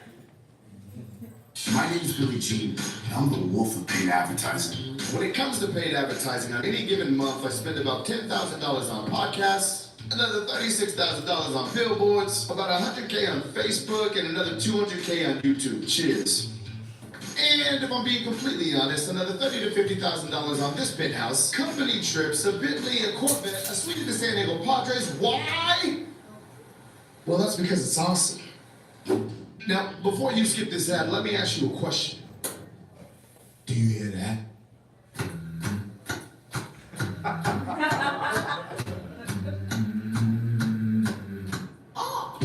That's the sound of opportunity knocking. Some entrepreneurs will skip this ad because they're allergic to opportunity. But not you. You're smarter than that.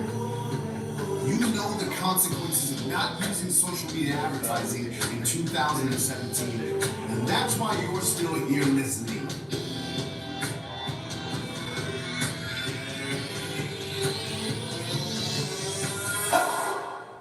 See these little black boxes? They're called computers. And I'm gonna let you in a little secret about these computers. They're not gonna create advertisements themselves. Without you, they're just worthless hunks of plastic. Like loaded M16 without a trained Marine to pull the trigger. And in the case of the computer, it's up to each and every one of you, my highly trained marketers, my geniuses who will not take no for an answer, my freaking entrepreneurs who will not stop advertising until your clients buy or freaking die!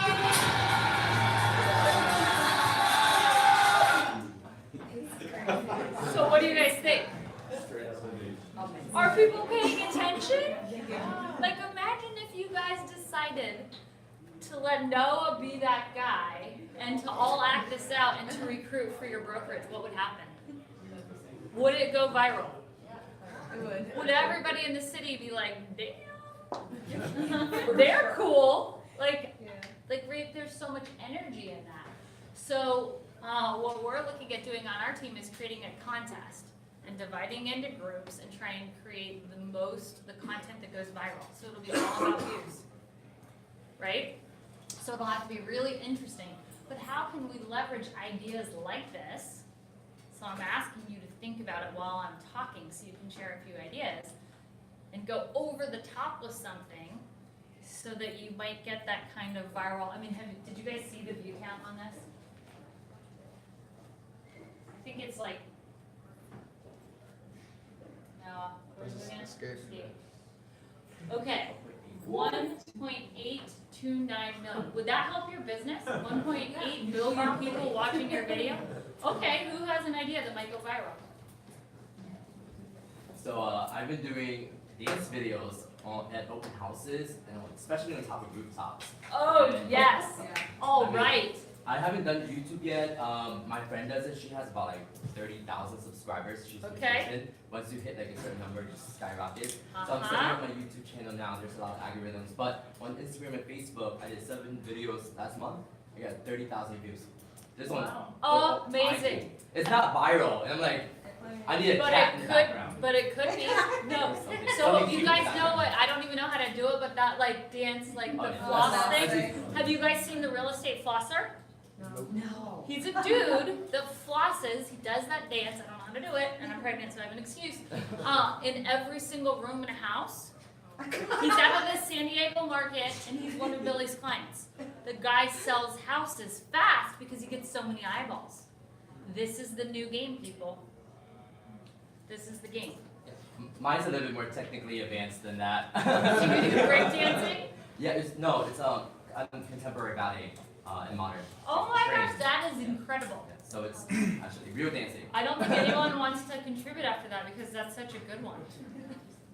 Who's got another idea? Anybody have anything good? Noah, how could you use this for recruiting for the office? Dance in every office. You gotta jump through something. Yeah. It's gonna be a wall or something. You should have him jump through hoops hoops in front of other offices all around the city and say, sometimes it feels like you just have to jump through hoops. Why don't you come here and everybody's hula hooping?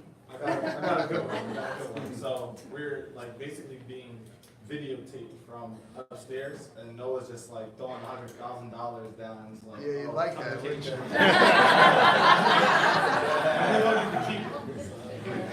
Okay. So did you guys get something out of that session? Do you think you can use video in a different way and get a little more creative from what you've been doing? Yeah. Okay, cool. We're gonna move on to hack number 2, if I can figure out how to find my presentation again. The good news is, after video, I don't have to jump back and forth so much. Did you shave her head?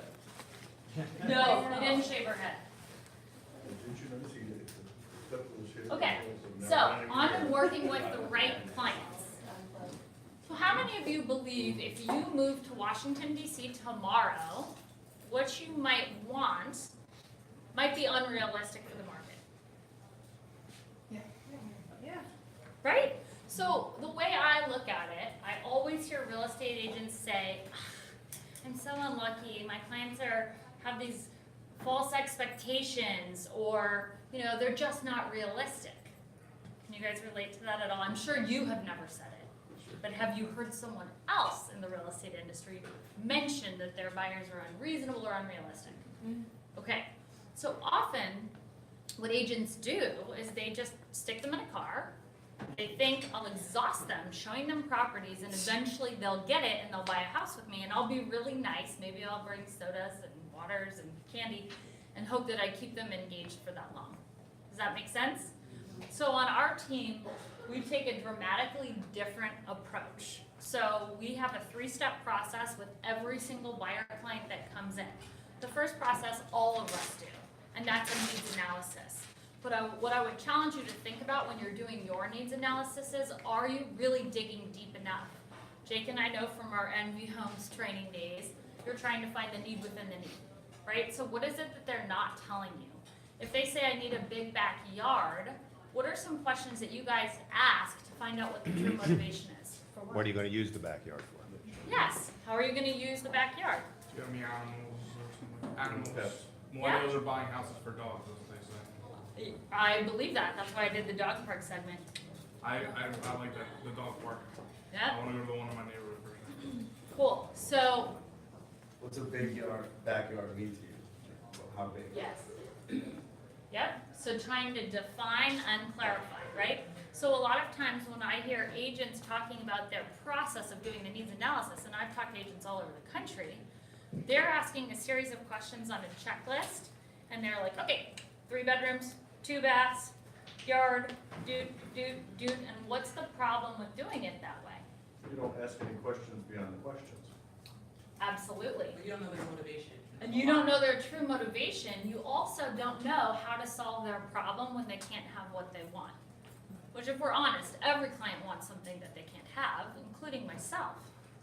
That's just human nature, right? So our job as the agent is to guide the client's experience so that we're supporting them, we're there for them, we're the one that's educating them about the market, and at the same time, we're not crushing their hopes and dreams in the moment we say hello, right? So that's the reason I think most agents wait. So then you go through, we do a presentation where we're talking about everything they need to know about buying a home. That comes after we feel we're very clear on their timing and motivation and understand exactly what they're looking for and why, okay? Then we go through the process, and then we added a step. Now this is when I was looking at the process and I said, okay, I keep getting these agents. When I started out, I keep getting these clients that have fired multiple agents before me. So I started asking a lot of questions, and what I realized is the reason they were firing agents is because they didn't feel listened to. So when someone says they want something, and you, the market expert, tells them they can't have it, right in the beginning, what does that do to your relationship and connection with the client? They shut down. They shut down. They don't like you. You're the bearer of bad news. So for those of you that are a little more assertive, who errs on the side of just telling the client like it is? Yeah, okay. So me too. You guys get that about my personality, right? And I'm not into a whole bunch of wasted time for them or for me. They have families, they have jobs, they have lives. I do too, and I don't want to be out on the road multiple weekends in a row adjusting their expectations. expectations, right? So instead, I treat it as a value proposition that I'm gonna go through exactly what's happened on the market with them. So it's a very simple process, and the key is, show them, do not tell them. When you show them what's real about the market, don't read the whole thing or you're gonna get lost. You're gonna have a hard time processing what I'm saying. Okay, so when you find out their exact criteria, here's the steps of a reality check analysis, and it's very simple. And you're going to make sure you're setting the agenda about the steps you're gonna take in the process, and the last step is the reality check analysis. Now, what's in it for the client of going through this process with you? They don't just hear it, they see it. Yes. They're gonna get to see exactly what's happened in the market. And why might it be important for them to see that and figure out what they would have actually bought? The market's the bearer of bad news, not you, so it's Yes. the facts, it's not. They get It's not on you, transparency yeah. in the facts. Now, usually agents wait to do this process until they find a home that they want to buy. What's the problem with that order? Their expectations are not there. Their expectations aren't there, and then guess what's happening to all of you and them? They have to lose a house, or two, or three, before they get clear expectations of the market. And often, once they find the property, the problem is they feel this pressure. Like you're trying to tell them what to do, right? Because then it's about a property and it becomes emotional, and that is the property they want, right? So then they feel like you're pushing them. How many agents lose a client when they don't succeed in winning the house? Yeah. That's the time when most of you get fired, right? Most of us, I'm sure none of you, but most agents, right? So what if you could avoid that by just going through this process up front, showing them what's real, figuring out what they would have bought? Because here's the other thing they do when they get unrealistic. They dig their heels in. So they pick out properties they would have never considered buying. They think, okay, this is applicable. I'm comparing an apple and an apple, but really we all know it's an apple and an orange because the property they want has a renovated kitchen, has a really nice backyard, and the other one has a dumpster in the backyard, and 7-Eleven is next door, and they're trying to pretend like that's an equal comp. Is that right? Yep. It's right. So if you have them pick out the comps that they would have bought up front, then when they find a property that's similar to that, are you leaving? Bye. Good to see you. When they find a property, you go back to the comps that they said they would have bought. Does everybody see the power in that? You also compare the statistics of the days on market, how far underpriced or overpriced the property went, if there were closing costs on the property or not. You do all of that up front. You guys get that? Huge. Okay, so let's talk about how you do it. You put in the last 90 days in your MLS. Then you do not limit it by price point. This is very important, guys, because what you want to show them is what it costs to have exactly what they want. So the way this exercise works, you do not say, okay, I know you want this, this, and this, but you really can't have that. Let's look at the options without that. You leave everything in, and most of the time, what's going to happen when you have their price range, if you put that in at first in all of their criteria, how many results are you going to get? 0, right? So instead, say, okay, let's imagine their price range was 300 to 500,000. Okay, Noah, I know that this is important to you, and you wanted the backyard and 3 bedrooms, 2 bathrooms, and having a roof deck was important, and blah, blah, blah, blah, blah. The price range for the homes that match your criteria are 700 to 900,000. So it looks like the price range that you're looking in and what you would like, costs aren't quite aligning, but don't worry, that's really common, right? So you're working with them. You're enrolling them in the process, and you're starting the conversation about what adjustments you need to make to their criteria to have it align. Until they find a home they would have bought, you do not stop. Does this make sense? If you stop and they walk out the door, what happens? You lost them. You did. Because are you ever going to find a property that you're able to take them to see to get them back out looking at houses? And most agents don't do this. So they say, okay, great, and then an agent keeps sending them something and it doesn't match and they feel like you didn't listen to them. Does that make sense? Are you guys relating to what I'm saying here? Yeah. Okay, cool. So then, once you get to options they would have bought, you're in a great place, but often you'll stop with one. And if there was only one home that they would have bought in the last 90 days, do you think it's realistic that out of all the buyers, they're gonna win that one home? That's right, so you really need to get to 3 to 5 properties they would have bought. Otherwise, the market is gonna continue changing. Interest rates are gonna change, affordability is gonna change, and they're not gonna find the right home. You guys with me? Yeah. Okay, so we use a tool that we call the circle of truth.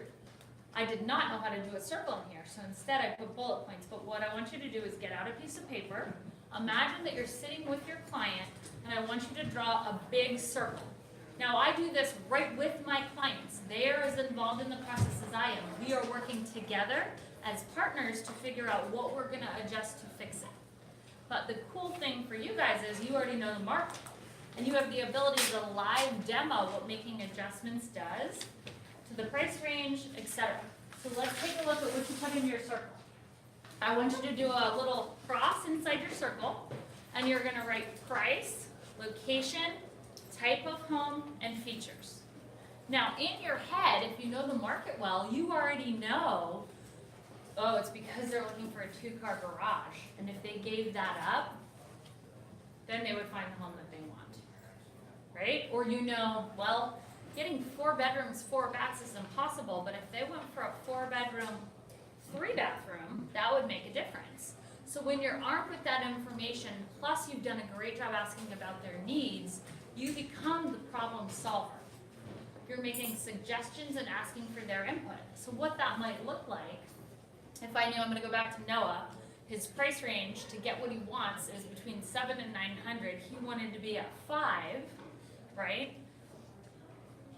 And he wanted to be a block from public transportation. Is it the metro here, subway? What do you guys have? Subway, okay. He wanted to be a block from the subway, so we have a really tight location radius. I might say something like this. No, based on the criteria of what you wanted, the property would be in the range of 700 to 900,000. So if you had to decide between paying more or considering adjusting your location requirements, what's most important to you? Location. Okay, so the location is very important. That's a big priority. And are you comfortable in the $700,000 to $900,000 price range? I'd say it's a little out of my comfort zone, but we can do it. A little bit. Boom. Okay, he's the easiest client in the world. Done. Okay. So normally you're gonna have to work with them, right? They're gonna say, oh gosh, I was thinking 500. I can't go to 700, but I might be able to go to 6. Okay, let's take a look. If we were to adjust, what if we made small adjustments to your criteria instead of going 1 block from the metro? Are you willing to go 4 blocks? If we could get you in the price range that you're comfortable, are you willing to go 4 blocks? So this is just a conversation, and he's gonna have some points that are absolute no's. And he's gonna have some things where he's flexible, but the good news, guys, is you're not trying to figure that out in houses. You're figuring it out right now before you start sending him houses. So how many times have you heard a client say, you did a good job, but I actually found my home myself? Have you ever heard that? They find it on Zillow. Why is that? Well, because the search you set up for them in the MLS, as soon as they go home and do more and more and more research and you're not sending them anything, their expectations start to adjust. They start changing their criteria online. Now, who does not know that? We don't. We don't know. We don't know that they decided they would actually go 10 blocks. So then all of a sudden, they're getting properties from Zillow that they're not getting from all of you. You guys with me? So we gotta have these conversations up front, or we risk losing the buyer, harming the relationship, and then losing all of the happy referrals they would have given us because we exceeded their expectations. You guys with me? Yep. Sometimes they're just used to navigating through Zillow, and you met them like 2 or 3 months into the process. So they're gonna go back to what they're used to and comfortable using. So That's true, unless you change their pattern, right? So what I like to share with them is that Zillow is missing a lot of the properties, and in our market that's definitely true, and the syndication is late, and it's very competitive, right? So if they're only relying on Zillow, they're gonna miss out on a lot of information, and they might miss out on their dream home. So you just have to help educate them to change their pattern. It doesn't mean they're not gonna search on Zillow. Frankly, when I'm in another market and I'm driving around, what do I use? Redford. Zillow. New I'm a York, Zillow girl, I just like the app, right? So I don't have a problem with them using it as long as they're not relying on it for information. And I don't have a problem with us using it as long as it doesn't hinder our relationship and connection with our clients. Okay? Was this part helpful? Yes. Can you guys see how you're gonna take less time? How much is your time? How much do you block out for that consultation? We block out about 45 minutes. That means you have to get really efficient at asking the right questions quickly. You cannot, I'm going to use the word, it's harsh. You cannot waste time spending a lot of time talking about how you like their shoes and you like skiing, I like skiing. Like they are hiring you to be a professional. They want you to be friendly and approachable and feel like they can trust you, but they're hiring a professional, right? So I think the mistake agents make is they go through this awkward feeling of building rapport too long, and then that's also the expectation you're setting with the client for the rest of your relationship. Like they think they can call you at 10 o'clock on a Friday and chat it up because that's how you started the relationship. Does that make sense? Yes. So you have to move pretty quickly. Okay, so hack number 3, why not get 10 clients instead of 1? Anyone know how you might be able to accomplish that? You read my slide, oh my god! Yes! Yeah. So, how many of you guys have tried to get a corporate account before? Noah? Okay. Quite a few of you, that's awesome. Talk to me about what you're doing now and how you're getting them. Just someone I sat on board with, and then developing a website and becoming more of their HR department and a benefits program. Awesome. The benefits program is huge. Very good. So does the company give the credit or you? We do. Okay. Cool. Who else? So one of my clients last year, who's now an investor, he works for a financial institution in Montgomery County in a growing CBD. And when we close on that property, then I ask him like, who's your HR person? Who makes decisions? You guys have relocation. Then he directed me to the HR person who actually needed a relocation agent, and I became one of the relo agents after submitting a broker's price opinion. And then I actually said to him like, what do I need to do in order to get into this company? And then he introduced me to a few people who were hosting a bunch of events and seminars. And I picked up like 3 clients. I don't know if it's a corporate account. There's not like a format for that or actual documentation. Absolutely. What you're doing makes perfect sense because what he's saying is he's just asking his current clients. So how many of you guys have a client that's closed that works at a big organization that you haven't talked to about running their business as a corporate account? It's a super simple conversation, but you may be asking, how do we provide value? And so how do we warm up that conversation so it makes sense? And I'll tell you this, until 2 years ago, when I went to an event, maybe 2.5 now, I wasn't doing it. It wasn't even on my radar. And then what I started realizing is, okay, there are HR people who have needs, right? They have people that are coming into town and the HR person does not want to schlep. In our case, the first one that we started with was a doctor's office, a hospital. The recruiter for the doctor practice in that hospital was having to schlep the wife or the husband and the doctor around and look at the neighborhoods to get them excited about accepting the position. So when we came in and asked, hey, would you like us to take care of that and be a community advisor, not a real estate agent, a community advisor for the hospital, would that be helpful? They're like, yeah, thank you, right? So then this year we said, okay, how do we go beyond just focusing on certain recruiters in different organizations. And so we've started doing events. We've actually partnered with a local apartment organization. They have multiple apartments that they own. And we're doing buyer seminars at their apartment buildings. And they're huge, right? So we're doing a beta test on this. We actually have one of those events tonight. But imagine if this continues to go the way that I'm feeling like it's gonna go. We're getting 30, 40 people at some of those events. So then all of a sudden, you're doing the bio presentation one time, you're scheduling a follow-on meeting, and you've already gone through the meat of the presentation. You can focus on what? The needs analysis and the reality check, and you move on. So you're essentially duplicating your time. Because remember, my goal is to make you twice as much money in the same amount of time, or reduce your time in half and have you make the same amount of money depending on your goal. Okay? Can you see how this will compound time for you? Yes. Awesome. You guys want to take 2 seconds and just write down one idea that you have, one person in your sphere that you could approach about this, one past client that you are going to call, and I want you to star this and say, I will, and then write out. So you make sure you take action.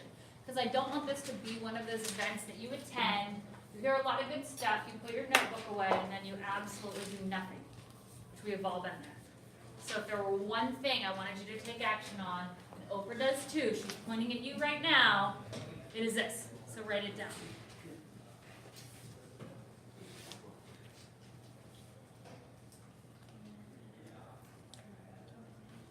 I don't have time. For you, you're good. From here, as long as you need. Can you guys give me like 7 more minutes? Is that okay? We're going to get into listings right now, and the last part is going to be super short. Is that cool? Yeah. Did everybody write down your idea? Raise your hand if you did. I'm watching for. Did you write down your idea? You got it in your head? Oh, man. Gotta watch him, Noah. Gotta watch him. I'm gonna follow up with you. Okay, hack number 4, double your listing conversion. So I shared with you that my mentor Sharon has made a big difference for us in this regard. So the first principle, how many of you guys know how to retarget someone who you schedule an appointment with? Do you know how to retarget someone who hits your website? Okay, or has someone. Who has someone who's doing it for them, retargeting? Okay, cool. So this is going to be really helpful. So when you retarget someone, basically what you're doing is taking the pixel. I don't understand the technical part of this, so you're going to have to bring someone else in, Noah, that gets this. But it's really, really important for your business, okay? So once someone hits your website, basically what you're doing, you know how when you look at a pair of shoes on Amazon, those bad boys follow you everywhere. All you can do is see these shoes that you want, and you're like, darn it, I just want to buy those shoes. And I still see them. Yes, or I had a moment of weakness and I bought all 4 pairs of those shoes, and yet they're still like rewarding me by flashing around in front of my face all the time, right? Yeah. Can you guys relate to this? Whether it's golf clubs, a movie you want to go see, whatever it is, right? So essentially what you're doing is taking somebody who's interested in interviewing you for a listing, and right before you meet with them, who do they see everywhere?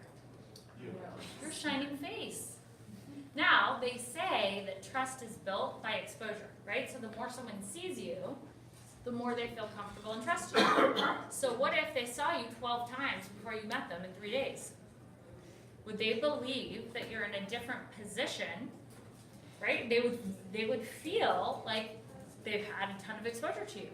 So do you ask them like on Facebook, and then can you put their one account with, or how do you? No, it's all done naturally. So if people come to my website, do me a favor, everybody. www.keri, I'm going to pay a lot of money for this, but it's okay. KERISHULL.com. Type it in, scroll around for a second, and see what happens the next few days. You don't have to know anything. My computer is literally like syncing to your data and then going to follow you. And when you're reading about Amazon coming to DC, you're going to think, there's that girl again. And whenever you have a referral in DC, who are you going to think of? You. Yeah. Thank you. Awesome. Okay. So if you can learn that step, You won't pay that much money for it. It's super, super, super cheap compared to like regular cost per click. yeah, like pennies on the dollar. So it's huge. It's something you guys should all utilize in your business. But this is generic, this is not for that particular person who just contacted you and you scheduled a listing appointment in a week. So or here's 2 days. here's the deal. It's not. We send them a confirmation link, and the confirmation link enables us to target that person specifically based on the activity that they just did. This is next level. So what's that called? Retargeting. Yep, and you just have to get the pixel, and then you have to identify based on the pages on your site what you want to happen next. So if it's a buyer page versus a seller page versus a move up buyer page, you change your approach. You guys with me? Yeah. Does this excite anyone? Yeah. How many of you guys are using Facebook advertising right now? Curious. Quite a few of you. How many of you are using Google? YouTube? Paid YouTube. Okay. Have some serious fun in this room. Okay, awesome. Resequence your presentation. So this is the #1 thing for us, and I told you we doubled our listing conversion. So when you go in the listing appointment, who's brave? Who thinks they're pretty good at listing homes? I love it. Okay, so you walk in the door, and what happens? Hi, my name is Larry. An appointment at 3:30, and it is 3:30 sharp in the afternoon. Oh yeah, so you're programming them, I do what I say I'm gonna do. Love it. Okay, then what happens? She's invited me in, and I'm going to walk through the listing conversation. Okay, and what comes first in your listing consultation? You're warmed up, you said hello, you built a little rapport, and then what? Well, I definitely want to sit her down and let her go through this property disclosure on her own, so I can tour the house, so she's not following me throughout the entire house. So you tour the house on your own, and you let them go through the property consultation. How many of you do that? Go on the tour by yourself. Okay? Personally, I would not let someone walk through my home alone. Like I have expensive jewelry and a bunch of crap that I don't want them to go through potentially. So how many of you would be uncomfortable with his process? Be honest with him. Okay, so probably only 25% of the room, but that's 25% of the listings that you just lost. Because when you ask them to do something that makes them uncomfortable, it ruins their rapport. Okay? So who else is brave? Thank you for being brave. Who else is brave and thinks their listing process really works well? Okay, what happens next? I do something similar, however, I have them walk me through their house. Okay. Because for me, that's an opportunity to get to know them, ask them questions. I'm a big question guy because I think that the more questions I can ask you, the better I can get to know you and find out what your real motivations are, what your real hangups are, what problems you've had in the past, and how I can address them and reduce it. Okay, awesome. So that is what I used to do, and that is what I believe 95% of the agents do. So how many people, after you come in, you say hello, you go tour the house first to build rapport? Show of hands. Okay. What do you guys do? Sit down and chit chat for a while and then tour the house. Okay, you chit chat first. So this is a different version. It's not chit chatting. So when we come in the door now, we say hello, and then we say we'd love to sit down and strategize about getting your home sold. So that's the exact line, right? Because, sure, we'd love to sit down. Where can we sit down and strategize about getting your home sold? Okay? So we changed the sequence based on my friend Sharon's advice. And ultimately what we're doing now is we're having the strategy conversation first. And his feedback to me, which now that I've started changing how we do it, it's the most incredible feedback. By changing that, instead of having to build rapport when you see a bunch of their stuff in the home that might not be in line with them getting the property sold, it's too new for you to tell them they have to paint that wall, or their chandelier needs to go, or I'm really sorry that you don't want to take down those bookshelves, but it makes the room 7 by 10 and they need to go, right? So you're trying to build rapport and ask questions and create a relationship in that time. So what Sharon has taught me is it's more important to build mechanical rapport by teaching them you're the expert and building the relationship through you showing them how you're going to sell their home. Does that make sense? Yeah, also part of the listing presentation is the 5 factors that get your home sold, and one of them is condition. So once you have, after you have that conversation with them, it's a lot easier to take the tour and then guide them along the process. Absolutely. And when you walk through the house now, how many times do you hear them say, oh, my neighbor a few houses down just sold their home probably a couple months ago, and they got $1 million for it, or they got 500 for it. And you know, you just studied the comps before you came, we were like, That was actually 2.5 years ago. that was 5 years ago, dude, right? Because in their mind, it was so recent because it's what they remember when they go to sell. Does that make sense? So they're not trying to pull a fast one on you. In their mind, that's absolutely what they believe. But you don't have to deal with any of that stuff when you show them that you're the expert first, because they're waiting for you to tell them, okay? So it's really shifting the power dynamic. You can't imagine if you're a doctor, right? If you're interviewing to do a surgery for someone that's life-threatening, you're not like, oh man, your shoes are really nice. And so when you guys are wondering why your commission is being negotiated, often it's because they're not seeing you as authority and the professional. They're seeing you as a buddy or a pal and someone that they can negotiate with. Does that make sense? Yeah. Okay. So when you think about marketing, one of the most important things that we've shifted, it used to be very boring, right? We used to go through a PowerPoint. We have incredible marketing. I would argue we have the best marketing. You guys hear what I'm talking about, right?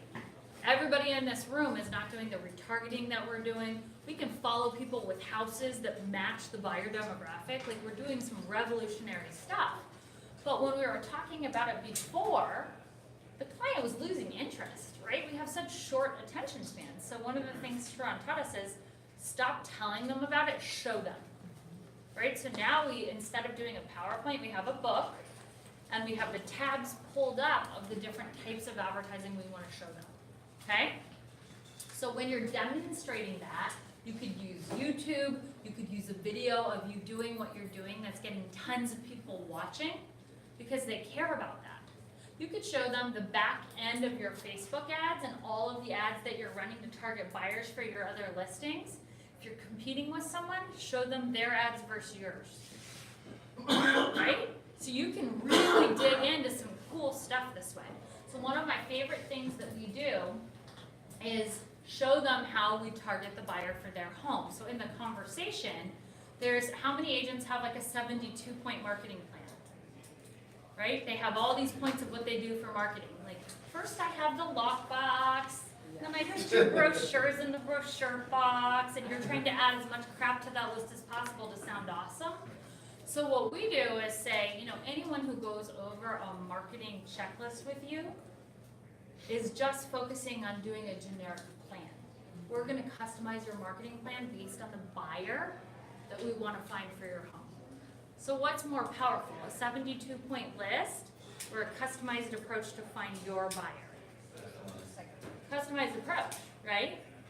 So when you think about that, the other thing that we talk about, and I'm adding this as a bonus, write this down, kingstonlane.com. This is free. This does not cost anything. There's a coming soon countdown timer on that website.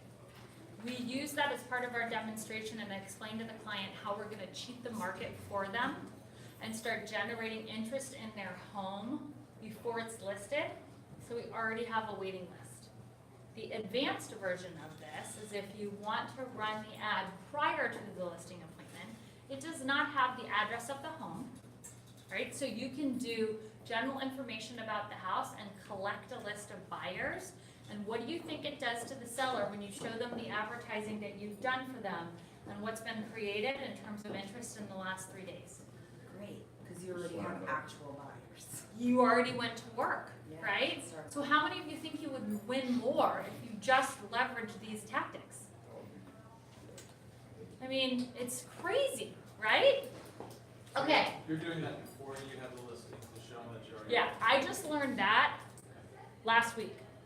The first time I heard his presentation, my mind was completely blown and we doubled our listing conversion. And that was one of the things I did not catch the first time. I'm like, what? Kingston Lane.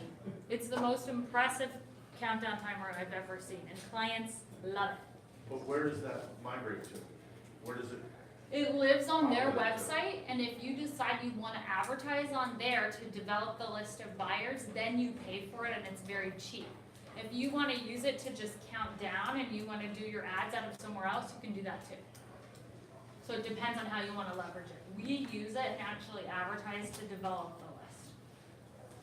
Do you think by doing that, or have you experienced mismanaged expectations, thinking that, well, you've already got all the buyers, so we can just list it at whatever price we want, or if you don't have a buyer, how does that conversation look? So, very good question. Because we're so big, and you guys are too, right? We already have a list of a ton of buyers, and we've been leveraging that for a while now. And it's important to set the expectation about the average days on market in their neighborhood. Sure. And talk to them about, so what we do about 30% of our business off market. Right. Okay? So when you're thinking about that statistic, we need to show them, 30% is outside of anyone else in our market and what they're producing, but 70% of the time, we're not able to succeed in that, right? So you just have to really align their expectations to make sure you're presenting all of the facts. And then they still feel better about all of those facts than anyone else, by far. By far. How many of you guys talk about how many websites you get their property on?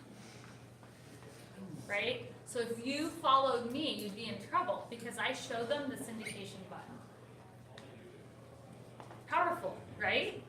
Because I know what the other agents are saying. So it's a way of helping shed light on the work that we're actually doing and what it means for the client. Okay, the last thing, which is really easy, entertain them. Like, make ups and downs in the presentation, have videos. Like when I pulled out that video of Billie Jean, everybody was paying close attention, right? So when you're in the appointment, one of the things we do to get their attention, we have them see the Zillow screen and then we say, here's how it works. We put in Johnny Walker and we say, let's see how fast our team responds. Boom. Now, if we were solo agents and we were in here, Betty, whatever, meeting with you, is it fair to say that Betty would not answer her phone? Well, yeah, I guess she wouldn't. Okay, meanwhile, our phone's ringing and it's in our inside sales team. Hey guys, just in a listing appointment with Mr. and Mrs. Smith. They're going to send the agreement in a minute so we can get their home sold. Talk to you later. A little foreshadowing there. How many of you guys think this would work for you? If you don't, you gotta work up here. This stuff is easy, right? It's super easy. Okay. Hack number 5, invest in yourself. I wouldn't have any of these tactics, none of the tools, and I probably would not be in the business, not because I'd be on the Oscar Mayer wiener, but because truthfully, if I didn't grow a team, I was so bad at making calls, I would not be able to be in the business, okay? So the first live event that I ever went to was a Craig Proctor event. How many of you have heard of him? People love him, people hate him. For me, what it did was give me social proof. It put me in the room with people that were so far ahead of where I wanted to go that I had someone to follow. That's how I developed my vision. And I went from 22 sales to 365 sales in 5 years. And I had a baby the year that we did 365. This is my third. So what I would like you guys to leave the room knowing more than anything else, if you want to take your business to the next level, if you want to double and triple your income every year and you still want to have work-life balance, what it's going to take is investment in yourself. So there are live events. I'm doing a live event, which you heard Dan talk about. Part of this is I have a passion to give back to agents because I wouldn't be where I am if people didn't take the time to help me. I know I wouldn't be in the business. Like, how many of you had a mentor or a person that you saw what they were doing and they inspired you to do more? I wouldn't be here, right? So that's what I want to do for all of you. The other thing that we're doing is called our inner circle. So that is $40 a month. Whenever I go to an event, I spend thousands of dollars. I'm essentially downloading you on the hacks. Here's what I learned. Here's what I took away. So as an example, that tip about prospect before you go on the appointment, that was the first thing I got in the inner circle. I'm like, guys, I missed this last time. Sorry. Right? So if you want direct access to that, you are absolutely willing or absolutely welcome to sign up. Where you're gonna go is Hyper Fast Sales Bootcamp. And you guys can send this out too. Today is buy one, get one free, and you get to try the inner circle through the beginning of the year for free. So I would love to see you guys test it out. If you can't, how many of you can come on December 7th to the Cardone event? Not many of you? Maybe, yeah. Awesome. The train is like super nice. You can work the whole time. It's awesome. It is December 7th. It's in the morning. If you do a VIP ticket, you get to come tour our office the day before and come to our house and do a fireside chat. So if there's an element of your business that you're trying to grow, if there's something that you want to get better at, let's imagine you're a solo agent and you really want to get better at the phone, which was my weakness. Our inside sales team will help walk you through all of their scripting, how they convert the leads, what they say to a for sale by owner versus what they say to somebody who's calling on Zillow, etc. Does that sound like it could be helpful? Awesome. What's Okay. the price of the VIP ticket? The VIP ticket is $1,000, but if you get a friend today, it'll be $500. So that's a pretty big difference. You also get a bunch of other stuff, and you get a picture with Grant Cardone. That's pretty cool. Okay, was today helpful? Yes. Okay.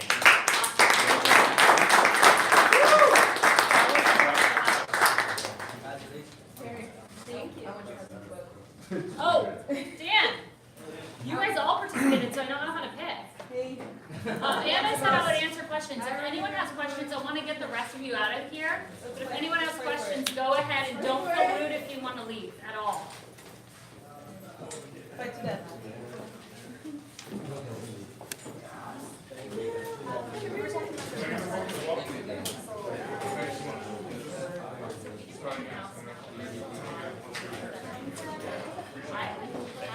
You're welcome. I would take it out and bring it to someone that specializes